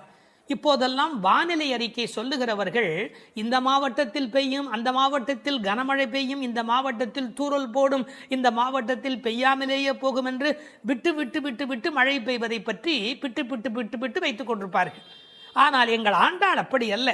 தீங்கின்றி நாடெல்லாம் திங்கள் மும்மாறி பெய்யும். ஒரு இடத்துல கூட பஞ்சம் இருக்கக்கூடாது. எல்லா பக்கமும் மழை கொட்டு கொட்டு கொட்டு என்று கொட்டி, ஆனால் தீங்கு இருக்கக்கூடாது. வரக்கேடும் வெள்ளக்கேடுமாய் என்பார்கள். பெய்மழை வேண்டும், பேய்மழை வேண்டாம். அளவாக பெய்ய வேண்டும், வாழ வைக்கக்கூடிய அளவிலே பெய்ய வேண்டும். மாதம் மும்மாறி, திங்கள் மும்மாறி பெய்து என்கிறார். 9 நாள் வெயிலும் 1 நாள் மழையுமாய் என்று உரை எழுதுவார்கள். மண்ணினுடைய வயிறு உள்வாங்கக்கூடிய வகையில வெயில் காய வேண்டும், பிறகு ஒரு மழை பெய்ய வேண்டும், வெயில் காய வேண்டும், பிறகு ஒரு மழை பெய்ய வேண்டும். அப்படி பெய்யக்கூடிய மழைதான் தீங்கின்றி உலகத்தை வாழ வைக்கும். மும்மாறி என்றார்களே, யாருக்காக மும்மாழி? வேதம் போதிய வேதியர்க்கு ஒரு மழை, நீதி மன்னர் நெறியினர்க்கு ஒரு மழை, மாதர் கற்புடை மங்கையர்க்கு ஒரு மழை என்று 3 மழை பெய்யும். மழை என்றால் சாதாரணமானதா? மழைதான் மண்ணின் தாய்ப்பால். அடுத்தது, அந்த மழையின் காரணமாக நெல் விளைகிறது. ஓங்கு பெருஞ்சன்னல், ஒவ்வொரு நெல்லும் கதிரும் ஒரு ஆள் உயரத்துக்கு மேலே போயிருக்கிறது. பழைய காலத்து விவசாயம் தெரிந்தவர்களுக்கு தெரியும், மிக உயரமாக பயிர் இருக்கும். இது என்ன செய்தார்கள், அதையெல்லாம் குட்டை பயிர்களாக மாற்றிக்கொண்டே வந்தார்கள். பயிர் குட்டையாகி கதிர் கனத்து போன கலிகாலம் இந்த காலம். பயிர் குட்டையாகி கதிர் கனத்து போனது. மாட்டை பற்றி மனிதன் எங்கே கவலைப்பட்டான்? ஓங்கி என்று நன்றாக வளர்ந்திருந்தால் மாட்டுக்கு நிறைய வைக்கோல் கிடைக்கும், நிறைய பால் கொடுக்கும். மாடினுடைய சாணமும் அந்த மண்ணில் அந்த நறுமணமும் இல்லை என்றால் அந்த பூமியில் வளம் எப்படி இருக்க முடியும்? ஓங்கு பெரும் சென்னல், ஒரு ஆள் நடந்தால் மறைக்கும். அப்படி இப்போது காளை மாடுகளே இல்லை. ஊசி வழியே பசுக்களின் தாய்மை எய்தும் உயிர்ப்பில்லா உலகமாக இன்றைக்கு உலகம் சுருங்கி போய்விட்டது. எனவே மாடுகளை பற்றி கூட கவலைப்படக்கூடிய வகையிலே மாடுகள் தானே பெரும் செல்வம். ஓங்கு பெருஞ்சென்னல் என்று எழுதுகிறாள். பிறகு பூங்குவளை போதில், அங்கு வளர்ந்திருக்கிற குவளைப்பூக்கள், அதுல புள்ளிகள் உடைய வண்டு படுத்திருக்கிறது, பொறிவண்டு கண்படுப்பு, அவை தூங்கிக் கொண்டிருக்கின்றன. அதாவது ஒரு பூவில் போனாலேயே அவ்வளவு தேன் கிடைத்து விடுவதாலே அவை இன்னொரு பூவுக்கு வண்டு பறந்து பறந்து போகும். வண்டு மாதிரி பூ விட்டு பூ தாவுகிறான் என்பார்கள். இப்போ எப்படி அல்ல, ஒரே பூவிலேயே வேண்டிய அளவு தேன் கிடைத்து விடுவதால் மயங்கி கிடக்கின்றன. வண்டுகள் அப்படி இருக்கின்றன. மாடுகள் எப்படி இருக்கின்றன? தேங்காதே புக்கிருந்து சீர்த்த முலை பற்றி, கொஞ்சம் கூட அதில் பால் நிற்பதில்லை, அது பாட்டுக்கு கொட்டி கொண்டே இருக்கிறது. கரப்பின்றி கறக்கும். தமிழிலே கரப்பு என்று இடையினர பயன்படுத்தினால் வஞ்சனையாக வைத்துக் கொள்ளுதல். கரப்பு என்றால் வலிந்து அதிலிருந்து பாலை எடுத்தல். கரப்பின்றி கறக்கக்கூடிய பசுக்கள் இவை. ஒளித்து வைத்துக் கொள்வதே இல்லை. தேங்காது புக்கு இருந்து சீர்த்த முகை பற்றி, கனத்த மடி, அப்படி தொட்டால் போதும் அந்த குடத்தை தானே நிறைத்து விடுகின்றன. வாங்க, அது பாத்திரத்தை மாற்றி இன்னொன்று வைக்கணும், அவ்வளவுதான். வாங்க குடம் நிறைக்கும் வள்ளல் பெரும் பசுக்கள். கேட்டு கொடுக்கிறவர்களை வள்ளல் என்று சொல்ல மாட்டார்கள். இளன் என்று எவ்வம் உரையாமை ஈதல், கேட்பதற்கு முன்னாலேயே கொடுப்பதுதான் வள்ளல் தன்மையினுடைய அடையாளம். இந்த பசுக்கள் வஞ்சனையற்றவை, எனவே அவை வள்ளல் பெரும் பசுக்கள். நீங்காத செல்வம் நிறைந்தேலோர் எம்பாவாய். நீங்காத செல்வம் என்றால் என்ன பொருள்? உலகத்தாருக்கு சில செல்வம் தேவை, ஆனால் இறை ஞானம்தான் உண்மையில் நீங்காத செல்வம். இப்போது இப்படி எடுத்துக்கொள்வோம். பரமனடி பாடி துதித்தால் நீங்காத செல்வம் நிறையும். தீங்கின்றி திங்கள் மும்மாறி பெய்யும். ஓங்கு பெருஞ்சன்னல் விளையும். வாங்க குடம் நிறைக்கும் வள்ளல் பெரும் பசுக்கள். பாருங்க எப்படி ஒன்றை ஒன்று சார்ந்ததாக இருக்கிறது. பகுத்தறிவுவாதிக்கும் பக்தனுக்கு என்ன வித்தியாசம்? இந்த புரட்சியை சொன்னதோடு அவன் நிறுத்தி விடுகிறான். என்ன புரட்சி? பசுமை புரட்சி, வெண்மை புரட்சி, பால், மீன் துள்ளுகிறது, நீல புரட்சி. இது மூன்றுமே கிடைத்து விட்டதால் பூமி வளமுடையதாகிறது என்று பகுத்தறிவுவாதி நிறுத்தி விடுகிறான். ஒன்றை மறந்து விடுகிறான். பரமனடி பாடுவதால் தான் இது மூன்றுமே நடந்தது என்பதுதான் பக்தனுடைய பார்வை. இன்டர் டிபெண்டன்ட், ஒன்றை ஒன்று சார்ந்திருக்கிறது. அடுத்தது அதை விட ரொம்ப அற்புதம். இந்த உலகத்தில் செல்வம் மட்டுமே இருந்தால் மனநிறைவு வருமா? வராது. போட்டி, பொறாமை, பகை வரும். சாந்தி சாந்தி சாந்தி என்று நிறைவு செய்வார்கள். அந்த நிறைவு எப்போது வரும்? அது பக்தியின் மூலம், பரமனடி பாடுவதன் மூலம் வரும். எனவே சம்பூர்ணமான நிறைவை தரக்கூடியது எது? நிறைந்து ஏலோர் எம்பாவாய். அந்த நிறைந்து என்பது சம்பூர்ணத்தை குறிப்பது. மழை எப்படி பெய்கிறது? மனிதன் நல்லவனானால் இயற்கை அவனை விட நல்லவனாக மாறிவிடுகிறது. மனிதன் நல்லவனானால் இயற்கை அவனை விட நல்லவனாக மாறிவிடுகிறது. மழை பொழிகிறது, பால் சுரக்கிறது, செல்வம் செழித்தோங்குகிறது என்று வாழ்த்துக்குரிய பாடலாக அமைந்திருக்கிறது இந்த அழகான பாடல். கஞ்சத்தனம் பண்ணிடாதே, உங்கள்கிட்ட இருக்கிற எல்லாத்தையும் கொட்டிடு, எங்களை ஏமாற்றி விடாதே, ஒன்னையும் கையில் வச்சுக்காதே. ஒன்று நீ கைகரவேல். ஆழியுள் புக்கு முகந்து கொடு ஆர்த்தேரி. நல்ல கடல் வரையிலே உள்ளே போ. இந்த ஆழியுள் புக்கு முகந்து கொடு ஆர்த்தேரி என்பதை எம்பெருமானாரோடு ஓமிப்பார்கள். அவர் கடல் போன்ற தத்துவங்களை எல்லாம் வாங்கி எளிமையான தத்துவங்களாக இந்த உலகத்துக்கு கொடுத்தார். அப்படி ஆழத்திலே உள்ளே போ. ஆழியுள் புக்கு முகந்து கொடு ஆர்த்தேரி. இந்த உலகத்திலேயே சிரமமான விஷயம் ஆழமான பகுதிக்குள் பிரவேசிக்கும் போதுதான். ஒரு மனிதன் தன்னுள் ஆழும் போதுதான் அவனுக்குள் கருணை மழை புறப்படுகிறது. முகந்து கொடு ஆர்த்தேரி, அதாவது ஒரு ஆடியோ எஃபெக்ட். அது எப்படி சத்தம் கொடுத்து கொண்டு இடி இடிக்கிறது என்று ஆர்த்து ஏரி. இந்த மேகம் வெள்ளையா இருக்கிறது, அது சிவப்பாக மாறுகிறது, கருப்பாக மாறுகிறது. கம்பன் பாடுகிற போது சொல்வார், நீரணிந்த கடவுள் நிறத்தவான் ஆரணிந்து சென்று ஆர்களி மேய்ந்து. சிவபெருமான் மாதிரி வெள்ளையா இருக்கிறது, சேரணிந்த முலைத்திரு நங்கைதன் வீரணிந்தவன் மேனையின் மீண்டது. திருமகள் கணவன் போல அது கருப்பாகி வெளியிலே வருகிறது. வெள்ளையிலிருந்து அது கருப்பு மேகமாக மாறுகிறது. எல்லோரும் கருப்பை வெள்ளையாக்குவார்கள், இங்கு வெள்ளை கருப்பாகிறது. பார்க்கெல்லாம் தலைவனாக விளங்குகின்ற பரந்தாமன் இருக்கிறானே, அவன் போல என்று மேகத்தை பார்க்கிற போது கூட பரந்தாமனை பற்றிய சிந்தனை இங்கு நம்முடைய மனதில் பதியும்படி பாடுகிறாள். எப்படி? ஊழி முதல்வன் உருவம் போல் மெய்கருத்து. இது வீடியோ. ஆர்த்தேரி என்பது ஆடியோ. இப்போது கண்ணுக்கு முன்பாக கொண்டு வந்து நிறுத்துகிறாள். ஊழி முதல்வன், இந்த உலகத்தின் கடைசி காலத்தினுடைய தலைவனாக அவன் விளங்குகிறான். அவனுடைய உருவம் எப்படி மெய் கருத்து விளங்குகிறதோ அதுபோல் நீ இருக்க வேண்டும். காக்கை சிறகினிலே நந்தலாலா நிந்தன் கரிய நிறம் தோன்றுதையே நந்தலாலா என்று கண்ணனுடைய கருப்பை மகாகவி பாரதி அனுபவித்தார் அல்லவா? அதுபோல அந்த உருவம் மெய்கருத்து விளங்குகிறது. பாருங்கள், இடி இடிப்பதில் ஒரு ஆடியோ எஃபெக்ட், அந்த உருவத்தை வர்ணிப்பதில் ஒரு வீடியோ எஃபெக்ட். இந்த ஆடியோ வீடியோ பாடலை நீங்கள் பாடியோ ஆடியோ இந்த உலகத்தில் வெளிப்படுத்த வேண்டும். பாழியம் தோளுடை பத்மநாபன் கையில், இந்த பெருமானுடைய தோள் எப்படிப்பட்ட தோள் தெரியுமா? பருத்த தோள், பெருத்த தோள், நிறைய பலம் தாங்கக்கூடியது. கம்பன் பாடுகிறார், ராமனுடைய தோள்களை பாடுகிற போது, குன்று போன்றுயர் தோளில் கொற்றவில் ஒன்று தாங்கினான் உலகம் தாங்கினான். அந்த ஒரு தோள் போதும் உலகத்தையே தாங்கிறதுக்கு அப்படின்னு, குன்று போன்றுயர் தோளில் கொற்றவில் ஒன்று தாங்கினான் உலகம் தாங்கினான் என்று பேசுவார் கவிச்சக்கரவர்த்தி கம்பன். நாபியில ஒரு தாமரை இருக்கிறது, அதில் பிரம்மா இருக்கிறார். இருமடியாக பெயராக இவருக்கே பத்மநாபன் என்கிற பெயர் இந்த உலகத்தில் பொருந்தி வருகிறது. இந்த மின்னல் மின்னுகிறது, இடி இடிக்கிறது, அதுவும் பெருமாளுடைய சங்கு சக்கரங்களைப் போல அவளுக்கு காட்சி அளிக்கிறது.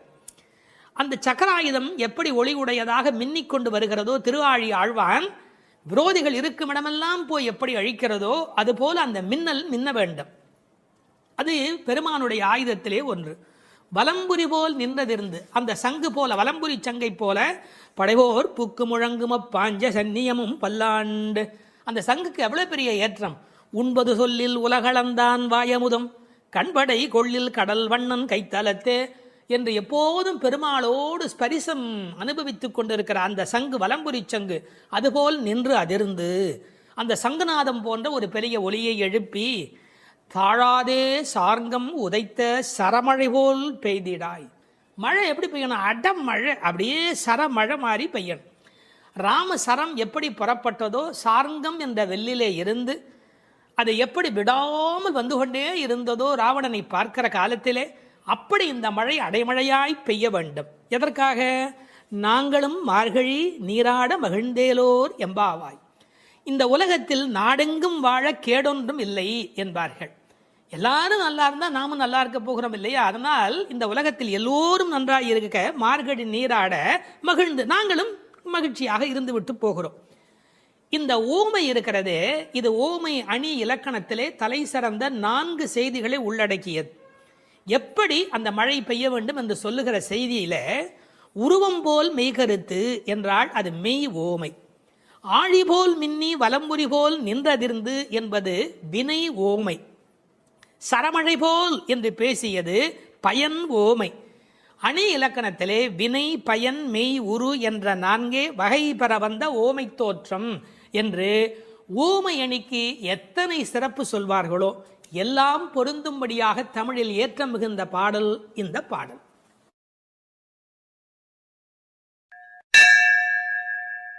பாவங்களை நீக்கும் 5வது பாடல்.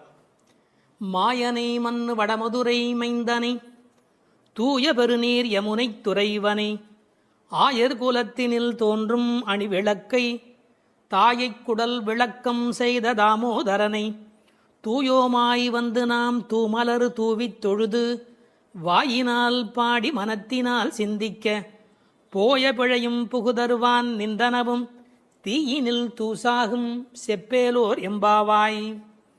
மாயம் வல்லவனும் நிலைபெற்ற வடமுதுரையில் வந்து பிறந்தவனும், தூய்மையான பெரிய யமுனை நதியில் விளையாடியவனும், ஆயர்கள் குலத்திலே வந்து தோன்றிய இரத்தின தீபம் போன்றவனும் தாயாகிய யசோதையின் பெற்ற வயிற்றை பெருமைப்படுத்தி தாமோதரன் என்று பெயர் பெற்றவனுமாகிய கண்ணனை தூய்மையான மனத்தோடு சென்று தூவுகின்ற மலர்களை அவன் திருவடிகளில் இட்டு வணங்கி வாயினால் அவன் புகழைப் பாடி மனத்தினால் அவனை தியானித்து வழிபட்டால் நமது பிழைகள் யாவும் நீங்கும். வந்து சேர இருக்கும் வினைகளும் நம்மை நெருங்கா. அவை தீயில் இட்ட பஞ்சு போல் பொசுங்கி மறைந்து போகும். எனவே அவன் திருப்பெயரை சொல்லுங்கள் என்று அழைக்கிறாள் ஆண்டாள். மாயனை மாயையில் வல்லவன் மாயோன். அவன் பலவிதமான ஆச்சரியமான அற்புதங்களை செய்யக்கூடியவன். எத்தனையோ அசுரர்கள் விதவிதமான வடிவங்கள் எடுத்து அழிக்க வந்தபோது அவர்களோடு பலவிதமான விளையாடலை நிகழ்த்தியவன். எனவே வியப்புக்குரிய செயல்களை செய்கிறவனை மாயோன் என்று அழைப்பது வழக்கம். பழைய தமிழ் பெயர் திருமாலுக்கு உரியது மாயோன் என்று அழைக்கப்படுகிறவன்.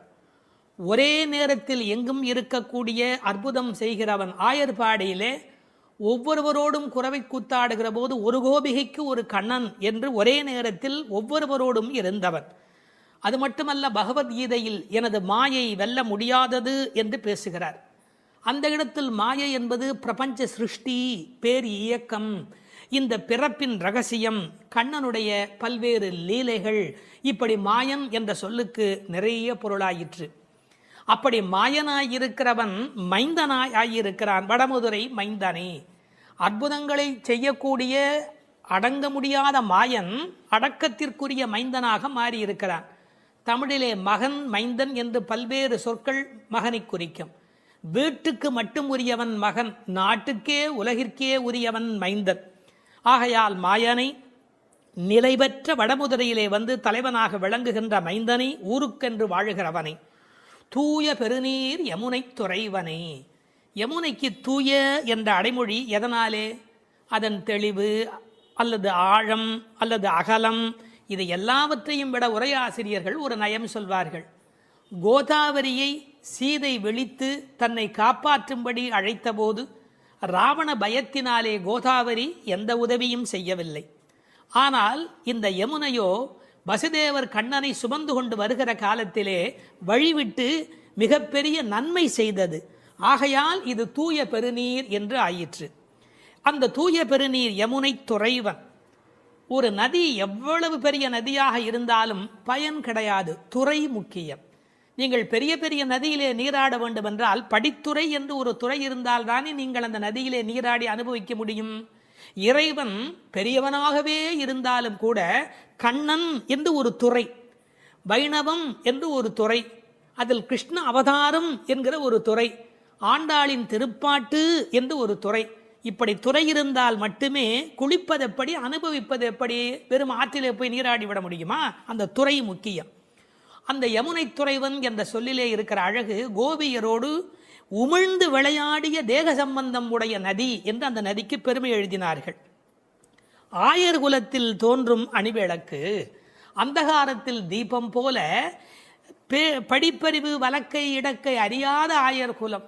அந்த குலத்திலே அவன் ஒளிவிளக்காக விளங்குகிறார். வைகுந்தத்திலே இருந்தால் அங்கு எல்லோரும் நித்திய சூரிகள் பிரகாசமாய் இருக்கிறார்கள். ஆனால் ராமனே வந்து பிறந்த போது கூட அவன் வெங்கதிரோன் குலத்துக்கோர் விளக்காய் தோன்றியவன் என்கிறார் குலசேகரர். எனவே அது பகல் விளக்கு, இது இரவு விளக்கு.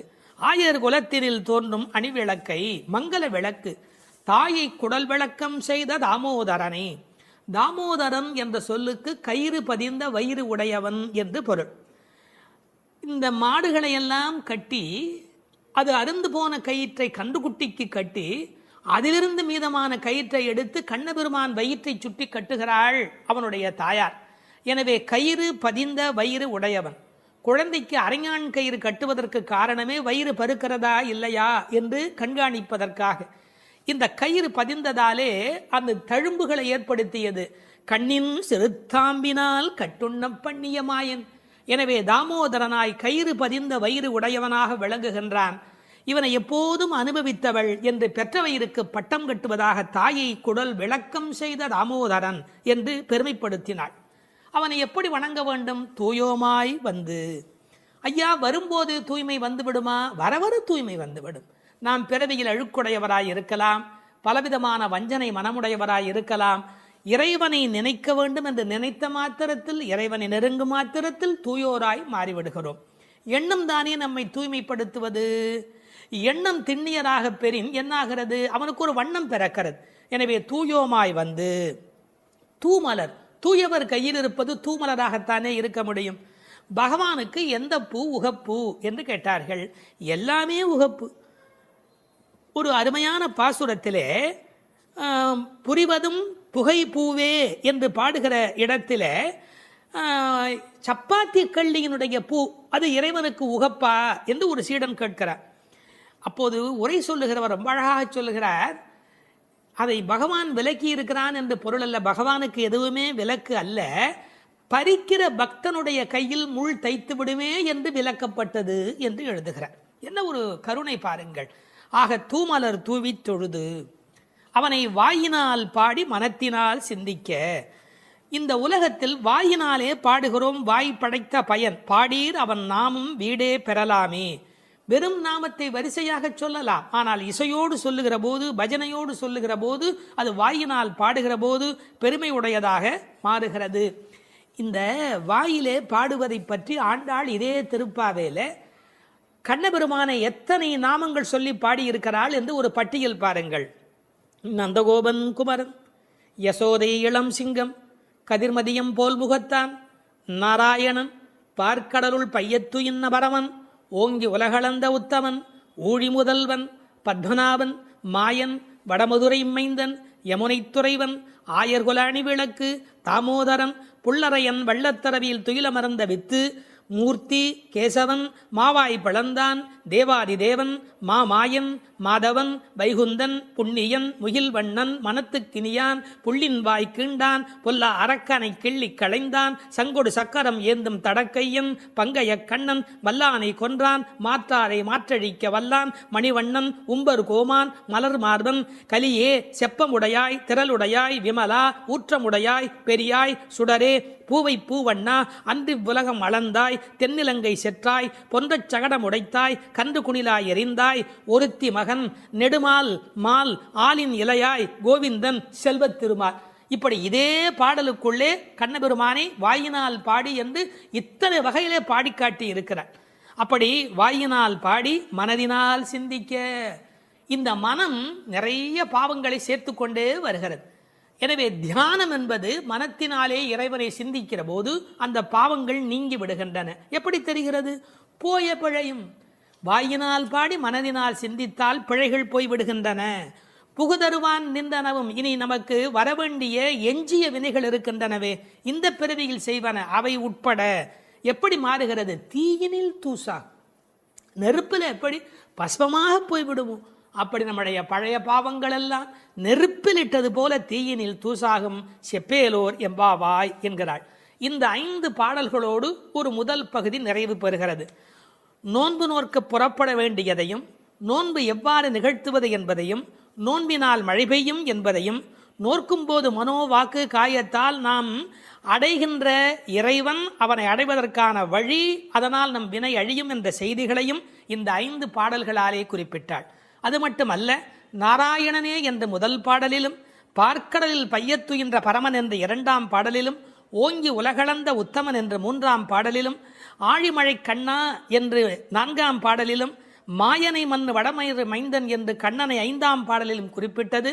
உச்சத்திலே பரத்துவத்திலே இருக்கிற பெருமான் வியூகத்திலே எழுந்தருளி அவதாரமாக அவன் மகாபலி சக்கரவர்த்தி இடத்திலே வாமனாவதாரம் எடுத்து வந்த செய்தியை சொல்லி அவன் வருணனுக்குள்ளே அந்தர்யாமித்துவத்தோடு இருப்பதை 4வது பாடலிலே விளக்கி அர்ச்சாவதாரத்தை 5வது பாடலிலே நிறைவு செய்கிறாள்.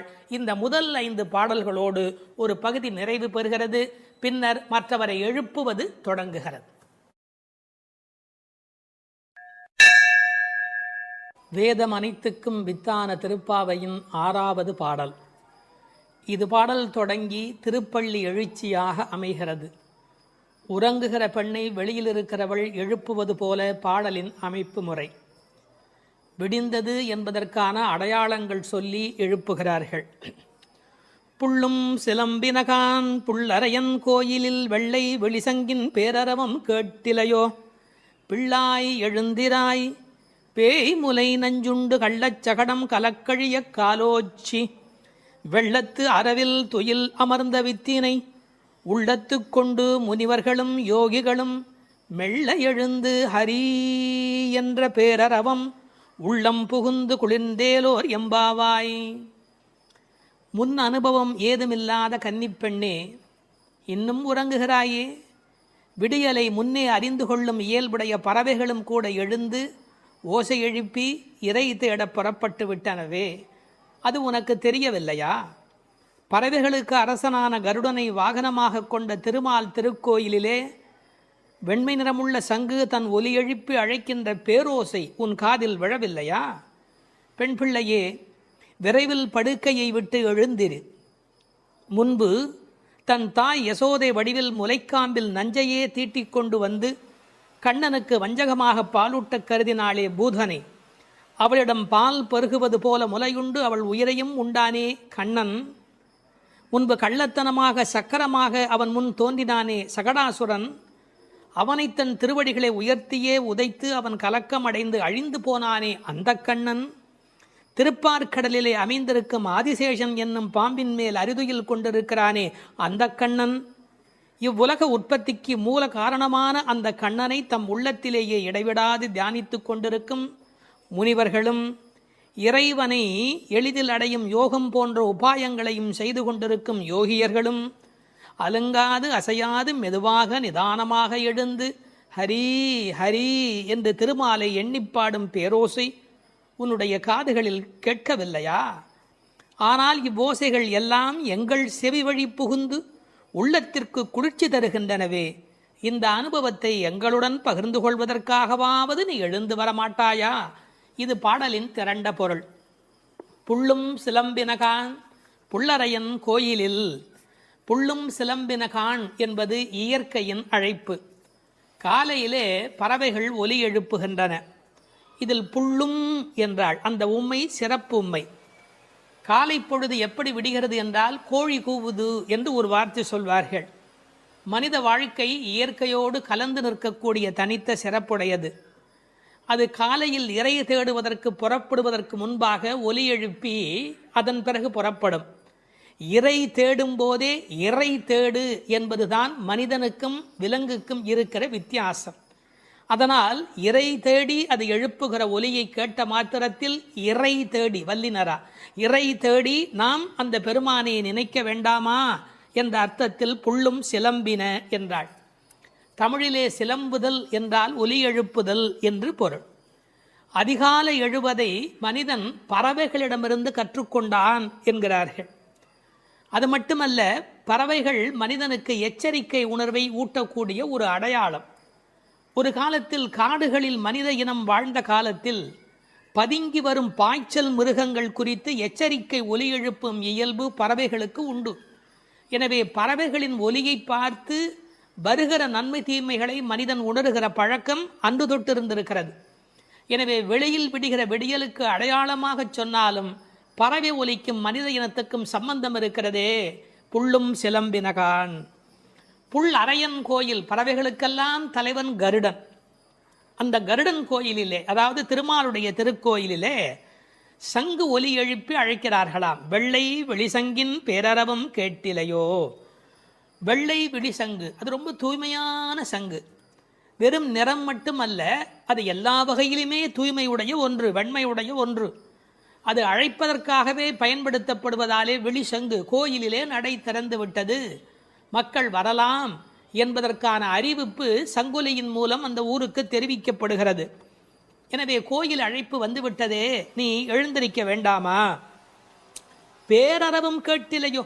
பறவையின் சப்தம் கூட சின்ன சின்னதாக போயிருக்கலாம். இது எத்தனை பெரிய ஒலி, சங்கு ஒலி எழுப்புகிறார்களே, ஊருக்கே கேட்க வேண்டும் என்று எழுப்புகிறார்களே, உனக்கு தெரியவில்லையா? சங்குக்கும் ஆண்டாளுக்கும் இடையில் இருக்கிற தொடர்பு நாச்சியார் திருமொழி நன்கு படித்தவர்களுக்கு தெரியும். கற்பூரம் நாருமோ கமலப்பூ நாருமோ திருப்பவளச் செவ்வாய்தான் தித்தித்திருக்குமோ, மறுப்பொசித்த செங்கண்மால் வாய்ச்சுவையும் நாற்றமும் விருப்புற்று கேட்கின்றேன் சொல்லாழி வெண்சங்கே என்று சங்கரை பாராட்டி மகிழ்ந்தவள் ஆண்டாள் நாச்சியார். எனவே வெள்ளை வெளிசங்கு அதற்கு என்ன பெருமை என்றால் ஓங்கார ஒலி எப்போதும் சங்கிலே காதில் வைத்தால் கேட்டுக்கொண்டே இருக்கும். நமக்கு ஒரு ஆச்சரியம், கண்ணனாகிய கடவுள் குடியிருக்கிற ஊரில் வேறு ஒரு கோயிலா? கோயில் அழைப்பு என்றால் ராமாயணம் படிக்கிற போது ராமன் நாராயணனை போய் வணங்கி வந்த செய்தி இருப்பதைப் போல கண்ணன் ஊரிலும் திருமால் கோயில் இருந்திருக்கிறது. இதில் புறவிடியல் பற்றி பேசினாலும் உண்மையில் அகவிடியலை பற்றி நாம் சிந்திக்க கடமைப்பட்டிருக்கிறோம். இதெல்லாம் காலை நேரத்து அடையாளங்கள். ஆன்மீக விடியல் என்பது ஏற்பட வேண்டுமென்றால் அறியாமை, இருட்டு போக வேண்டும். நீங்கள் இருட்டை விரட்டிவிட முடியுமா? இந்த உலகத்தில் என்ன முயன்றாலும் இருட்டை விரட்ட முடியுமா? ஒரே ஒரு வேலை இருக்கிறது. ஒரு வெளிச்சத்தை நிறுவுவதுதான் மனிதன் செய்ய வேண்டிய வேலை. எல்லாரும் உட்கார்ந்து கொண்டு இருட்டே போ, இருட்டே போ, இருட்டே போ என்றால் போகாது. ஆனால் ஒரு விளக்கை ஏற்றி வைத்தால் இருட்டு காணாமல் போய்விடும். அதுபோல் நம்முடைய அஞ்ஞானம், அறியாமை என்ற மன இருள் நீங்க வேண்டுமென்றால் நாராயணன், இறைவன், பரம்பொருள் என்ற ஒற்றை விளக்கு நமக்கு போதுமானது. அதை சொல்லிவிட்டு பிள்ளாய் எழுந்திராய் என்கிறார். பெண் பிள்ளைகளை ஏ பிள்ளை என்று அழைப்பது தமிழ் மண்ணிலே இருக்கிற ஒரு மரபு. என்ன பிள்ளை இப்படி பேசிக்கிட்டே இருக்கிறியே அப்படிம்பாங்க. அது சிறு பிள்ளைகளை சொல்லுகிற வழக்கம் உண்டு. பிள்ளாய் எழுந்திராய். இந்த பிள்ளாய் என்பதில் இருக்கிற அழகு, சிறுபிள்ளைத்தனமாக நடந்து கொள்கிறாயே. உனக்கு கோயிலுக்கு வந்து முன் அனுபவம் இல்லையா? இந்த சபரிமலைக்கு போகிற போது கன்னிசாமி என்று அழைத்து கொண்டு போவார்கள். எல்லாரும் எழுந்திருக்கிற நேரத்தில் அவர் எழுந்திருக்க மாட்டார், அந்த முறையாக பூஜையில் கலந்து கொள்ள மாட்டார். கன்னிசாமி அவருக்கு விவரம் தெரியல என்று எல்லோரும் சொல்வார்கள். இந்த பிள்ளை எழுந்திருக்கவில்லை, பிள்ளாய் எழுந்திராய் என்றார். அவள் எழுந்திராமைக்கு காரணம் சோம்பல் மட்டுமல்ல, சோம்பலை தாண்டி இன்னொன்றும் இருக்கலாம். என்ன? கிருஷ்ண மயக்கம் என்றும் காரணமாய் இருக்கலாம். மிக முதிர்ந்த நிலை ஒரு காரணமாய் இருக்கலாம். அவளுக்கு அதிர்ச்சி உண்டாகும்படியாக எழுப்புவதற்கு உரிய கண்ணபெருமானுடைய வரலாறுகளை சொல்லுகிறார்கள்.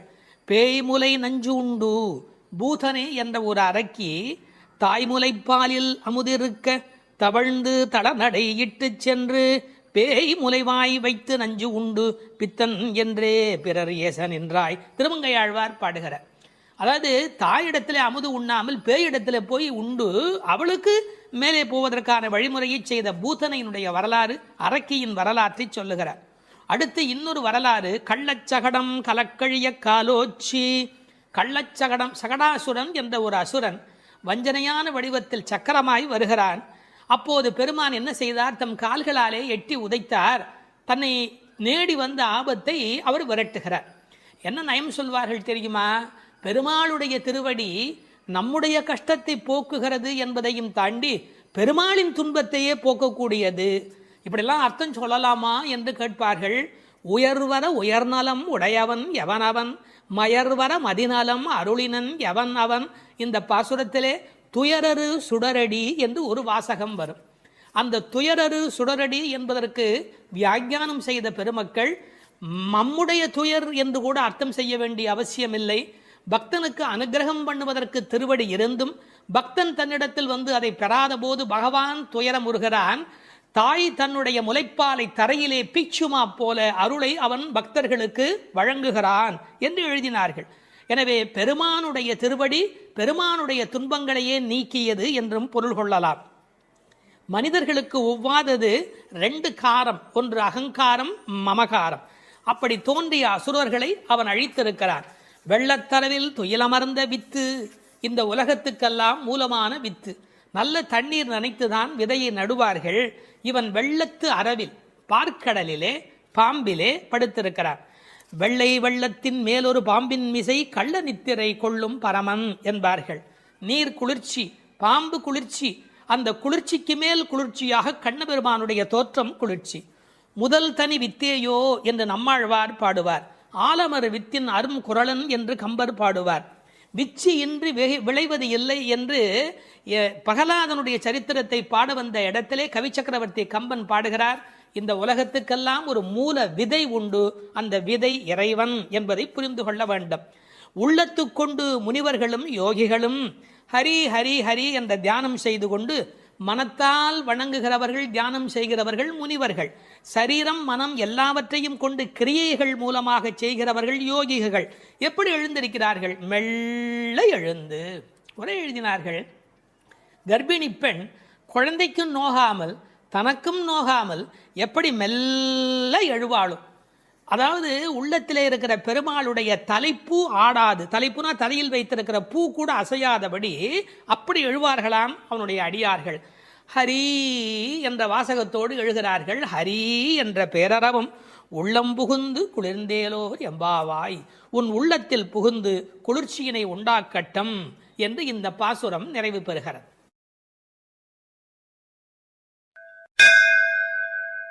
மார்கழி திங்கள் மதி நிறைந்த நன்னாளால் நீராடப் போதுவீர் போதுமினோ நேரிழையீர், சீர்மல்கும் மாய்பாடிச் செல்வச் சிறுமீர்கள் கூர்வேல் கொடும் தொடிலன் நந்தகோபன் குமரன் ஏறார்ந்த கண்ணி யசோதை இளம் சிங்கம் கார்மேனிச் செங்கண் கதிர் மதியம் போல் முகத்தான் நாராயணனே நமக்கே பறை தருவான் பாரோர் புகழப் படிந்தேலோர் எம்பாவாய்.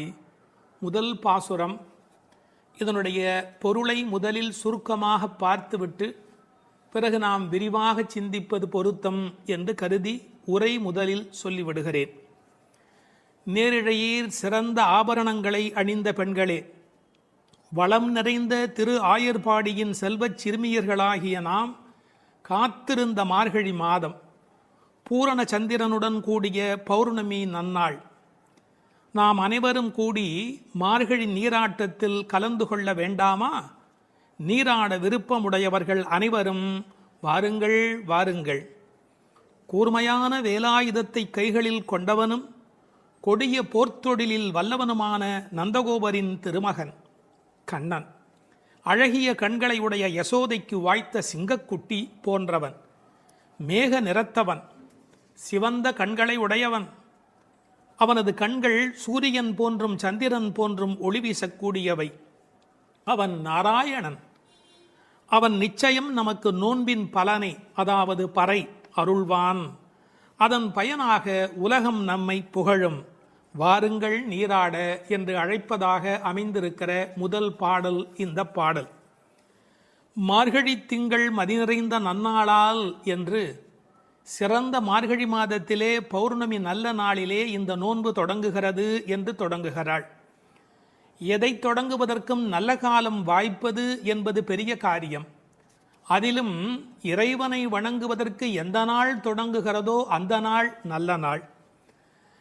திங்கள் என்ற சொல்லினாலே பௌர்ணமியை குறிப்பது வழக்கம், முழு நிலவை குறிப்பது வழக்கம்.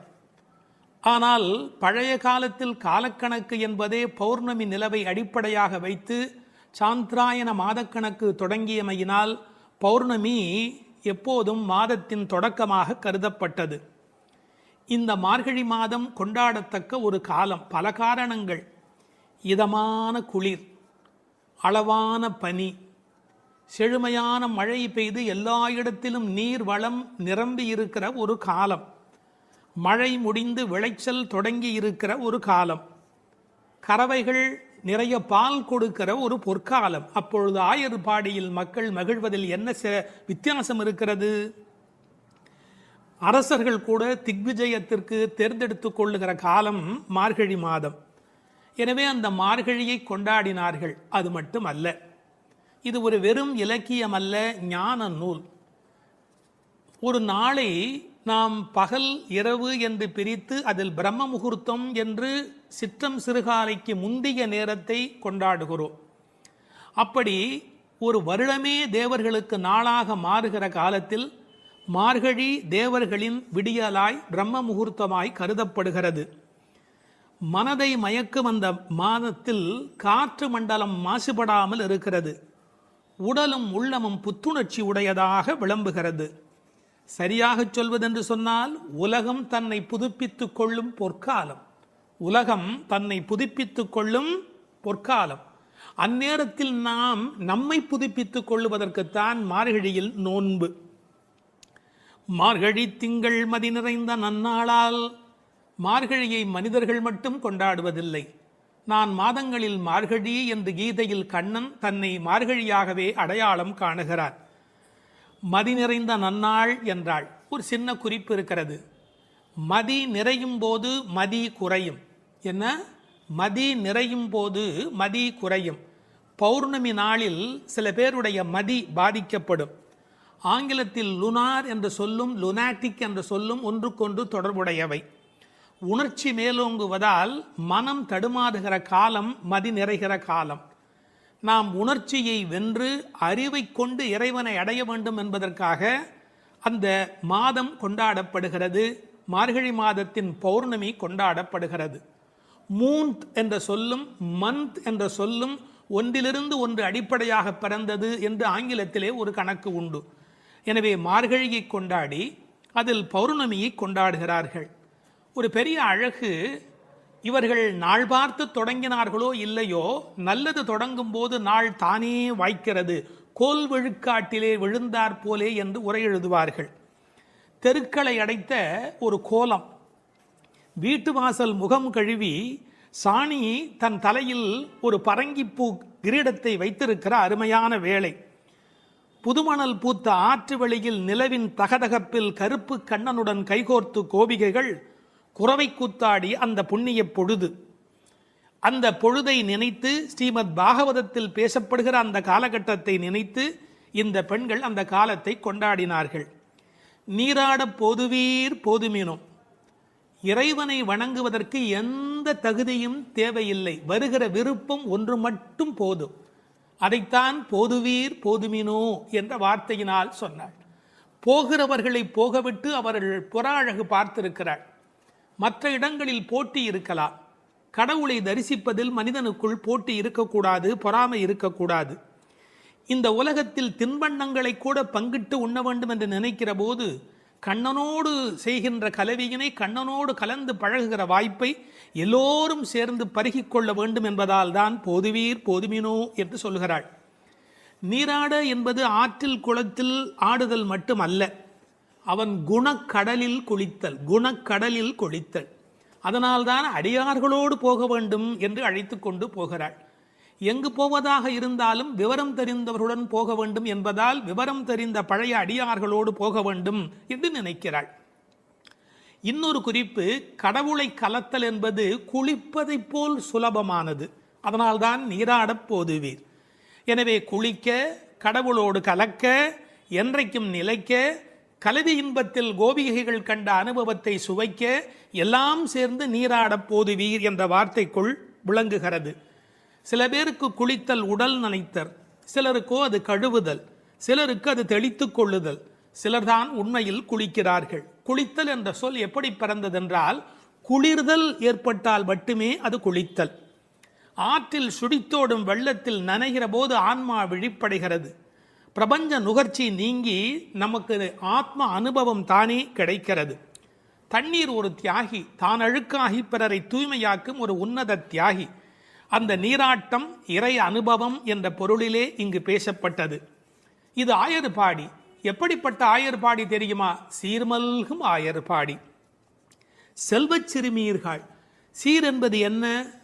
பசு, எருமை, ஆடு என்கின்ற செல்வங்கள் நிறைந்திருக்கிற இடம். 3 வகையான கன்று ஈனுவதற்கு முந்தைய பசு, கன்று ஈன்ற பசு, கன்று ஈன்று நிறுத்திய பசு, இப்படி 3 வகையான அந்த ஆனிரையும் நிறைந்திருக்கிற இடம். கண்ணன் பிறந்த பிறகு அவன் கைப்பட்டதாலே எல்லாம் அதிகமாக பால் கறப்பதால் செல்வம் செழித்தோங்கி இருப்பதால் செல்வ சிறுமீர்கள். மாடு என்பது தமிழிலே செல்வத்தை குறிக்கும். ஒரு ஆச்சரியம், கேட்டில் என்கிற ஆங்கில சொல்லும் செல்வத்தின் குறியீடு. சிறுமீர்கள் என்றது என்ன என்றால் கண்ணனுக்கு ஒத்த வயதுடையீர் என்று பொருள். இப்போது யாரை பார்க்க போகிறார்கள்? கண்ணன் திருமாளிகை, அது நந்தகோபருடைய திருமாளிகை. அவர் சாதாரணமானப்பட்டவர் அல்ல, கூர்வேல் கொடுந்தொழிலன். அச்சத்தை ஏற்படுத்துவாரா என்றால் நன்றாக சாதுவாகத்தான் இருந்தால், பசும்புல் சாப மிதியாதவராய் இருந்தார். ஆனால் கண்ணனுக்கு தொடர்ந்து அசுரர்களால் துன்பம் வந்த காரணத்தினாலே எப்போதும் கையில் வேலோடு போருக்கு தயாராக இருப்பதைப் போல் இருக்கிற கூர்வேல் கொடும் தொழிலன் நந்தகோபன். அவன் குமரன், அடங்கி ஒடுங்கி இருக்கிற அழகான அப்பாவிடத்தில் அடக்கமான பிள்ளை. ஏறார்ந்த கண்ணி யசோதை இளம் சிங்கம். அவள் கண்ணுக்கு அழகு எப்படி வந்து சேர்ந்தது? அழகு, எழுச்சி, இளமை இவையுடைய கண்ணாக அவள் விளங்குகின்றாளே, எங்கிருந்து வந்தது? கண்ணனையே வைத்த கண் வாங்காமல் பார்த்து கண்ணனை கண்ணில் குடியேற்றியதால் வந்த அழகு. ஒரு நல்ல மகனை பெற்றால் தாய் தந்தைக்கு எத்தனை புகழ் பாருங்கள். ஒரு ஆழ்வார் அனுபவிக்கிறார், அழுகையும் அஞ்சினோக்கும் மண்ணோக்கும் தொழுகையும் எவை கண்ட கண்ணீரே என்று அந்த யசோதையின் கண்கள் கொண்டாடப்படுகின்றன. அங்கு இளம் சிறுமி என்ற வார்த்தையை பயன்படுத்தினாள், இங்கு யசோதை இளம் சிங்கம் என்று சொல்லுகிறாள். அப்பாவிடத்தில் குமரன், ஆனால் தாயிடத்திலே எப்போதும் பிள்ளைகள் வம்பு செய்யும் இளம் சிங்கம். கார்மேனி செங்கண் கதிர்மதியம் போல் முகத்தான், கருப்பான உடல், அதில் சிவப்பான கண்கள். செங்கண் என்பதை சிவந்த என்று பொருள் கொள்வதை விட செம்மை என்று பொருள் கொண்டால் இன்னும் அழகு. கதிர்மதியம் போல் முகத்தார், ஒரு முகமே நிலவாகவும் சூரியனாகவும் எப்படி இருக்க முடியும்? முடியும். நீங்கள் நன்றாக நரசிம்ம அவதாரத்தை உற்று நோக்கினால், எதிரியான இரண்யகசிபுவை நெருப்பு எழ பார்த்தவன் பக்கத்தில் இருக்கிற பிரகலாதனை அன்பு